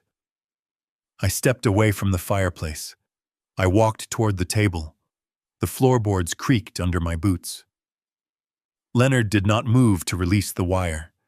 He did not pick up his phone. He sat looking at the deed. He adjusted his glasses. "Is there a problem?" Blake asked, his smile faltering slightly. "Why aren't you calling the bank?" Leonard looked up. His eyes were cold behind the lenses. "Mr. Anderson," Leonard said, "we have a slight complication." "Complication?" Blake said, sitting up straight. "What complication?" "The papers are signed. The title is clear." "The title to the house is clear," Leonard said. "But the title to the land is not." Blake laughed. A nervous, high-pitched sound. "What are you talking about? The land comes with the house. It is real estate 101. Not when the land is held in a separate trust," Leonard said. Blake looked confused. He looked at Sarah. "Trust? What trust?" I pulled out the chair at the end of the table and sat down. I looked Blake dead in the eye. "The Sarah Dalton Irrevocable Land Trust," I said. The room went deadly silent. Blake looked at me. His face went pale. The arrogance drained out of him like water from a cracked glass. "You," I said, leaning forward. "You sold the house, Blake. Congratulations. But you did not sell the dirt under it." and I am afraid the landlord has a very strict policy about unauthorized structures on his property." Blake stood up. His chair fell backward with a crash. "What is this?" he screamed. "What is going on?" "This is the part where you find out you are not the smartest man in the room, Blake," I said. I looked at Sarah. She was smiling. It was a small smile, but it was the most beautiful thing I had ever seen. "Tell him, Sarah," I said. "Tell him who owns the ground he is standing on." Sarah stood up. She smoothed her dress. She looked at her husband. "I do," Sarah said. "My father gave it to me 6 years ago. And I never signed it over to you, Blake. Not even when you locked me in the basement. Not even when you drugged me. I kept the dirt." Blake looked from Sarah to me to Leonard. He saw the trap closing. He saw the walls coming in. "This is fraud," he shouted, pointing a trembling finger at Leonard. "You tricked me. This is entrapment." "No, Mr. Anderson," Leonard said, closing his file. "This is business. And you just sold a house you cannot legally keep on this property, which means you are in breach of contract." Leonard looked at his watch. "And since you accepted the wire transfer into a confirmed account, knowing you could not deliver clear title, you have also just committed federal wire fraud." Blake's mouth opened and closed. No sound came out. I stood up and walked over to him. I was close enough to smell the fear sweat on him now. It smelled like victory. "You wanted to send her to an institution, Blake," I whispered. "I think you are the one who is going away. But do not worry. I hear federal prison has a great library. You can read all about property law while you serve your time." Blake lunged for the papers on the table. He tried to grab the deed to tear it up, but Leonard's associate was faster. He slammed his hand down on the documents. Blake froze. He looked at the door. He was thinking about running. "Don't bother," I said. Sirens wailed in the distance. They were getting louder. Coming up the hill. "I think your ride is here," I said. Blake Anderson slumped back against the table. He looked at his hands. The hands that had signed his own destruction. The party was over. The hangover was just beginning. The sound of the sirens was no longer a distant wail. It was a screaming reality right outside the front door. Blue and red lights flashed through the sheer curtains, cutting through the gloom of the dining room like strobe lights in a nightmare. But Blake Anderson was not looking at the window. He was looking at the yellowed document in Leonard's hand, as if it were a poisonous snake. "You are lying," Blake stammered. His voice was high and thin, cracking under the weight of his denial. "This is a trick. A cheap parlor trick. You cannot separate the land from the house. It is one property. It is my property. I have the deed. I just signed the deed." Leonard Katz did not shout. He did not pound the table. He simply adjusted his glasses and looked at Blake with the pity one reserves for a terminal patient who refuses to accept the diagnosis. In the state of Washington, Leonard began, his voice calm and precise as a scalpel. "Property rights are a bundle of sticks. You can sell one stick and keep the others. 6 years ago, Mr. Dalton severed the estate. He created a split interest. The structure is one entity. The land is another." Leonard stood up and walked around the table. He placed the trust document directly in front of Blake. He pointed to a paragraph in the middle of the page. "Read it, Mr. Anderson," Leonard commanded. "Read Clause 14, Section B." Blake looked down. His eyes darted across the page. I could see the sweat beading on his forehead. I could see the tremor in his hands rattling the paper against the mahogany table. "The surface rights to the parcel known as 442 Queen Anne Drive are granted to the owner of the improvement solely for the duration of their blood lineage ownership," Blake read aloud. His voice shook. "Upon sale or transfer to any non-lineage entity, the surface rights immediately revert to the trust. The trust retains the right to demand immediate removal of any unauthorized improvements at the owner's expense." Blake stopped reading. He looked up. His face was the color of old ash. "Removal," he whispered. "That means eviction." "Blake," I said. I was still sitting down enjoying the show. "It means you just sold a house that is now legally trespassing on my daughter's land. You sold a $4 million mansion that has become a pile of bricks with zero value because it has no right to touch the ground it stands on." Blake slumped back in his chair. He looked at the purchase agreement he had just signed. The ink was still wet. "But I sold it," he said, his mind frantically trying to find an exit. "I sold it to the Olympus Fund. It is their problem now. I have the money, the wire transfer." He reached for his phone. "I need to check my account." "Go ahead," Leonard said. "Check it." Blake fumbled with his phone. He dropped it once, then picked it up with shaking fingers. He tapped the screen. He refreshed his banking app. "It is pending," he said. "The $5 million. It is there. It says pending." "It will stay pending forever," Leonard said. "Because at the exact moment you signed that warranty of title, you committed a felony." Leonard leaned in close, his shadow falling over Blake. "You warranted that you had clear, marketable title to the property," Leonard explained. "You certified that there were no undisclosed encumbrances, but there is a massive encumbrance: the trust. By signing that paper and accepting the wire transfer initiation, you committed bank fraud, wire fraud, and theft by deception." Blake shook his head violently. "I did not know. I did not know about the trust. It was a mistake." "Ignorance is not a defense when you are the fiduciary," Leonard countered. "You had power of attorney. It was your legal duty to know. But you were too busy stealing from the account to read the files, were you not?" Blake looked at Monica. She was standing by the window, her face pale. She was not looking at Blake. She was looking at the door, calculating the distance to the exit. Monica, Blake pleaded. Tell them we did not know." Monica took a step back. "I did not sign anything," she said, her voice sharp and cold. "This is your deal, Blake. I just live here. I do not know anything about your business." Blake's jaw dropped. The betrayal hit him harder than the legal arguments.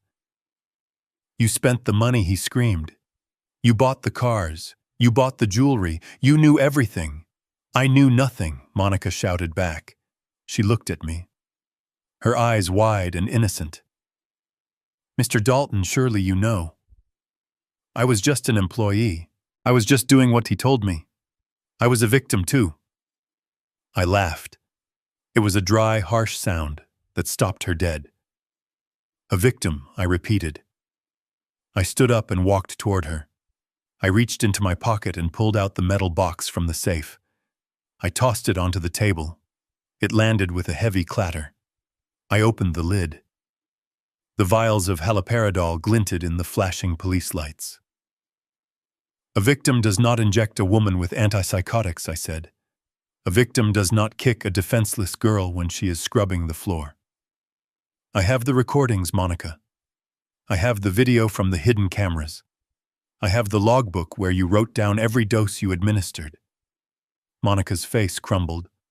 She slumped against the wall, covering her face with her hands. I turned back to Blake. He was staring at the purchase agreement. He looked up at me, and for the first time I saw the tears in his eyes. They were not tears of remorse. They were tears of a man who realizes he has lost the game. "Who is Olympus?" Blake asked, his voice barely a whisper. "Who did I sell the house to?" I smiled.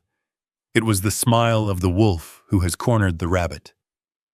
"You really do not know, do you, Blake? You thought you were dealing with some faceless corporation, some algorithm in New York." I reached into my inner jacket pocket. I pulled out a folded document. The Articles of Incorporation for the Olympus Distressed Asset Fund. I threw it on the table on top of the deed. "Look at the signature of the managing director," I said. Blake looked. He squinted through his tears. Rexford Dalton, he read. He looked up at me, his mouth opening in shock. You, he gasped. You are Olympus. I am the buyer, Blake, I said. I am the one who offered you the 5 million. I am the one you tried to defraud. And I am the one who now owns your debt. I leaned both hands on the table, looming over him. You see, Blake, when you signed that agreement, you didn't just sell the house. You agreed to a standard indemnity clause. It means that if the seller, that is you, provides a fraudulent title, the seller is personally liable for all damages plus 3 times the value of the contract. I did the math for him. The contract was 5 million. Triple damages means 15 million, plus the original debt you owe the estate, plus the legal fees. I leaned closer until I was inches from his face. You work for me now, Blake. You are going to prison for 20 years for the fraud. And when you get out, every penny you earn for the rest of your miserable life belongs to me. You will never own a suit again. You will never own a car again. You will never even own the shoes on your feet because I will take them to pay off the interest on your debt.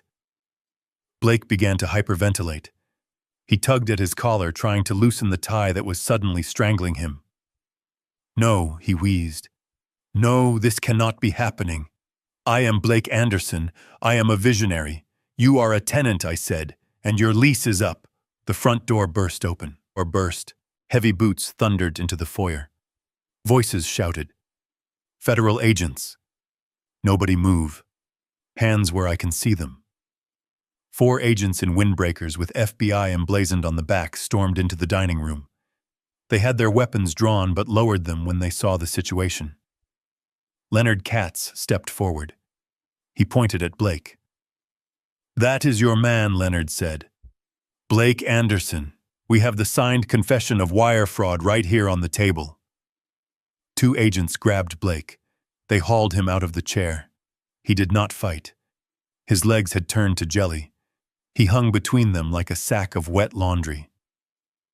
Wait, Blake screamed as they cuffed his hands behind his back. Wait, I can fix this.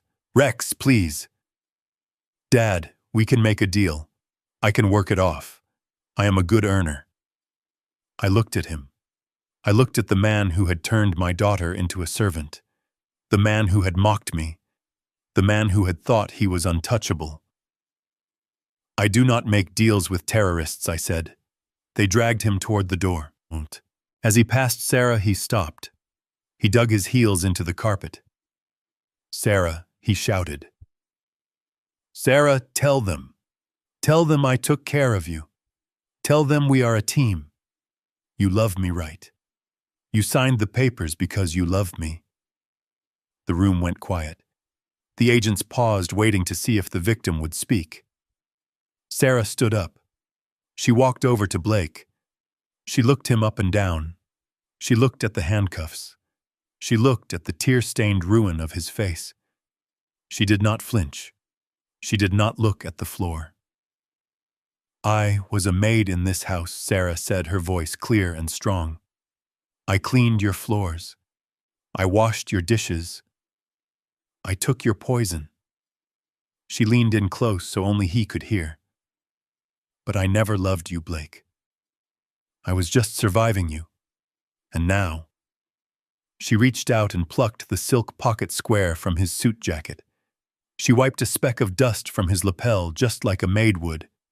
Now I am taking out the trash. She dropped the pocket square on the floor and stepped back. Get him out of my house, Sarah said. The agents dragged him away. His screams echoed in the foyer, followed by the slam of the heavy front door.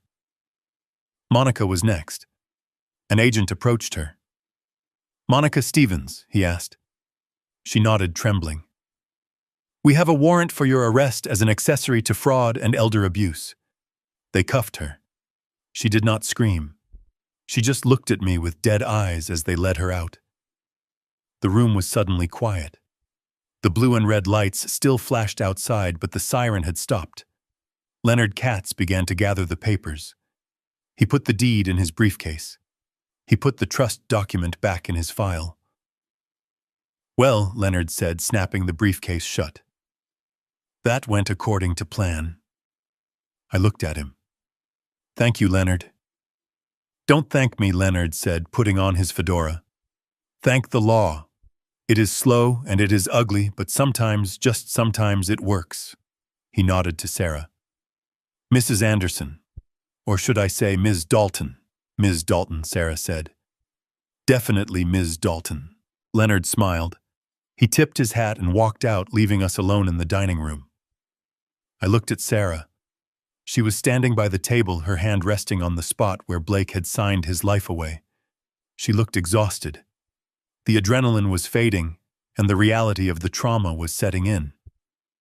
But she was standing. I walked over to her. Are you okay? I asked. She looked around the room. She looked at the chandelier.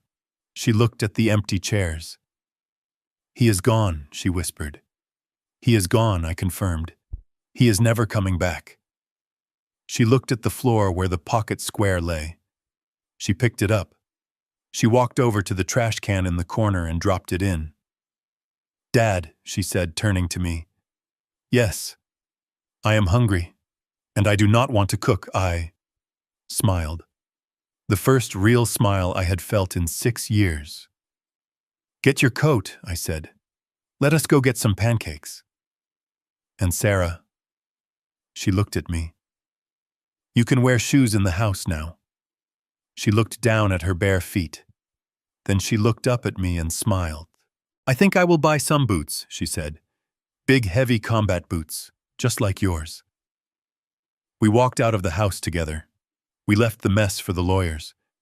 We left the memories in the walls. We walked out into the rain, which had finally stopped. The clouds were breaking apart, and a single shaft of pale sunlight was hitting the Space Needle in the distance. We had a lot of work to do. We had to rebuild. But the foundation was solid. And the land was ours.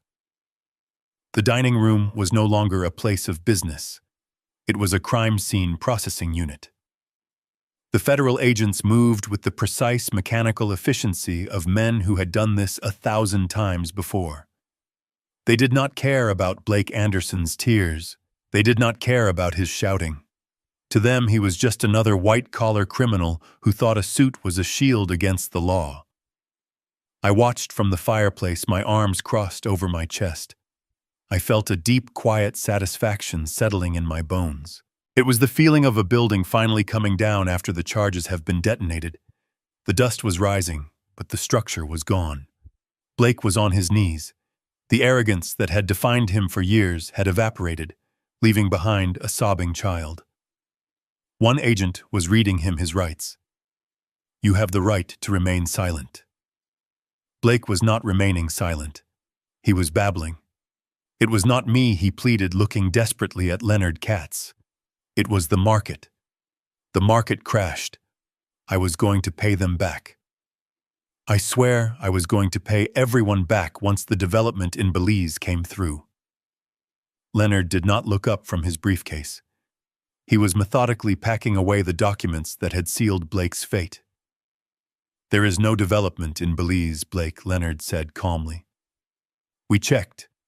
There is just a swamp and a shell company registered to your personal assistant. Blake turned his head and looked at Monica. She was standing near the door, handcuffed, flanked by a female agent. She was not crying. She was glaring at Blake with pure, unadulterated hatred. You set me up, Monica hissed. You told me it was legal. You told me the lawyers signed off on everything. Blake laughed, a wet, hysterical sound. You injected my wife with antipsychotics, Monica. Do not pretend you are innocent. You enjoyed it. I saw you smiling every time you pushed that needle in. The female agent tightened her grip on Monica's arm. Let us go, she said. Wait, Sarah said. Her voice cut through the noise of the room like a bell. The agent stopped. Everyone looked at the woman in the blue dress. Sarah walked across the room. She moved slowly, but her steps were steady. She stopped in front of Monica. She looked into the eyes of the woman who had been her tormentor, her jailer, and her nurse for 3 years.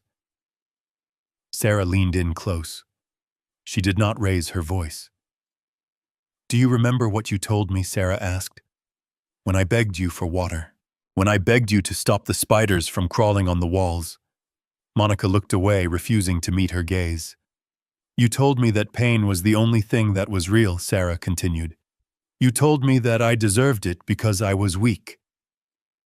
Sarah reached out and touched the handcuffs on Monica's wrists. The cold metal clicked against her fingernail. "You were wrong," Sarah said. "I was not weak. I was just waiting. And now you are going to a place where there are no servants to bring you water. I hope you remember every drop you denied me." "Get her out of here," Sarah said, turning her back on Monica. The agents led Monica out. She did not scream. She just looked at Sarah with a look of pure terror, as if she had finally realized that the broken doll had teeth. Then it was Blake's turn. 2 agents hauled him to his feet. He could barely stand. His legs were jelly. He looked at me. "Rex, please," he begged. "Dad. Look at all we built. You cannot let them take me.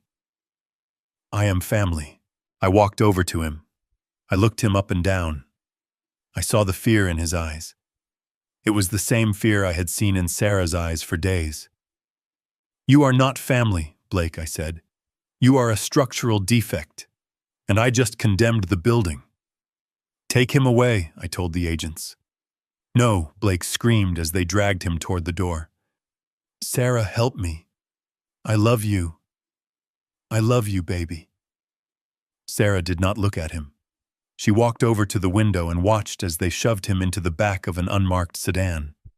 She watched as the heavy door slammed shut, severing him from her life forever. She stood there for a long time watching the taillights fade into the gray Seattle afternoon. The silence returned to the house. But this time it was not the silence of fear. It was the silence of a storm that has finally blown itself out. Leonard Katz walked over to me. He extended his hand. "We will handle the arraignment," Mr. Dalton Leonard said. "You do not need to come to the station today. Take care of your daughter." "Thank you, Leonard," I said, shaking his hand. "Send the bill to the usual account." Leonard smiled. "This one is on the house, Rex. It was a pleasure to watch a master at work." He tipped his hat to Sarah and walked out, closing the front door behind him. I looked at Sarah. She was still standing by the window. Her shoulders were shaking. I walked over and put my hand on her shoulder. "It is over," I said. She turned to me and buried her face in my chest. She did not cry. She just held on tight, as if to make sure I was real. "I am hungry," she whispered against my coat. I smiled. "Me too, kid. Me too." 6 months is a long time in the construction business. In 6 months, you can tear down a skyscraper and pour a new foundation. You can rewrite the skyline. But rebuilding a human being takes longer. I sat on the back porch of the Queen Anne estate, watching the sunset paint the sky in shades of purple and gold. The air was crisp, carrying the scent of pine and the sea. The house was different now. The heavy velvet curtains were gone, replaced by sheer linen that let the light flood in. The dark, oppressive furniture Blake had favored was in a landfill somewhere. The walls were painted a soft, warm cream. The basement door was gone. We had removed it the day after the arrest. I had turned that room into a wine cellar, a place of celebration, not incarceration. I heard the sliding glass door open behind me. Sarah walked out carrying a tray with 2 mugs of tea. She was wearing jeans and a paint-stained t-shirt. Her hair had grown out shiny and thick, tied back in a messy bun. She looked tired, but it was a good kind of tired. The tiredness of a day spent creating, not surviving. She set the tray down on the small table between us and sat in the wicker chair. "Here you go," she said, handing me a mug. "Earl Grey, 2 sugars." "Thanks," I said, taking a sip. It was hot and sweet. She picked up a roll of blueprints she had brought out with her. She unrolled them on her lap, smoothing the paper with strong, steady hands. I finished the sketches for the community center, Sarah said. I think the atrium needs more glass. I want people to see the sky. I looked at the drawings. They were brilliant, sharp, confident lines, the work of an architect who had found her vision again. It looks perfect, I said. You should submit it tomorrow. Maybe, she said, tracing a line with her finger. I am still not sure about the entrance. It feels too guarded. It is okay to be guarded, Sarah, I said gently. Defenses are good, as long as you have a key to let the right people in. She looked at me. Her eyes were clear. The shadows were still there deep down, but they were receding. She reached out and took my hand. Did you hear from the lawyers today? She asked. I nodded. Blake took the plea deal. 20 years, no parole. He is in a federal facility in Oregon. Monica got 10. They are gone, Sarah. Really gone. She squeezed my hand. And the debt.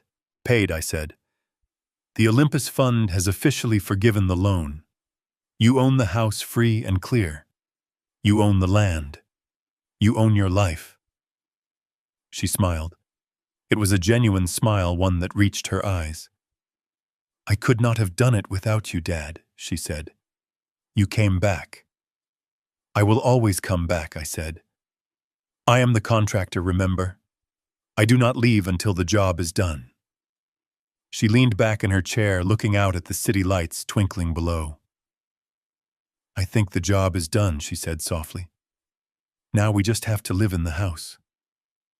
We sat there in silence, watching the stars come out. I looked at my daughter. She was scarred, yes. She would always carry the memory of those 3 years. But she was standing.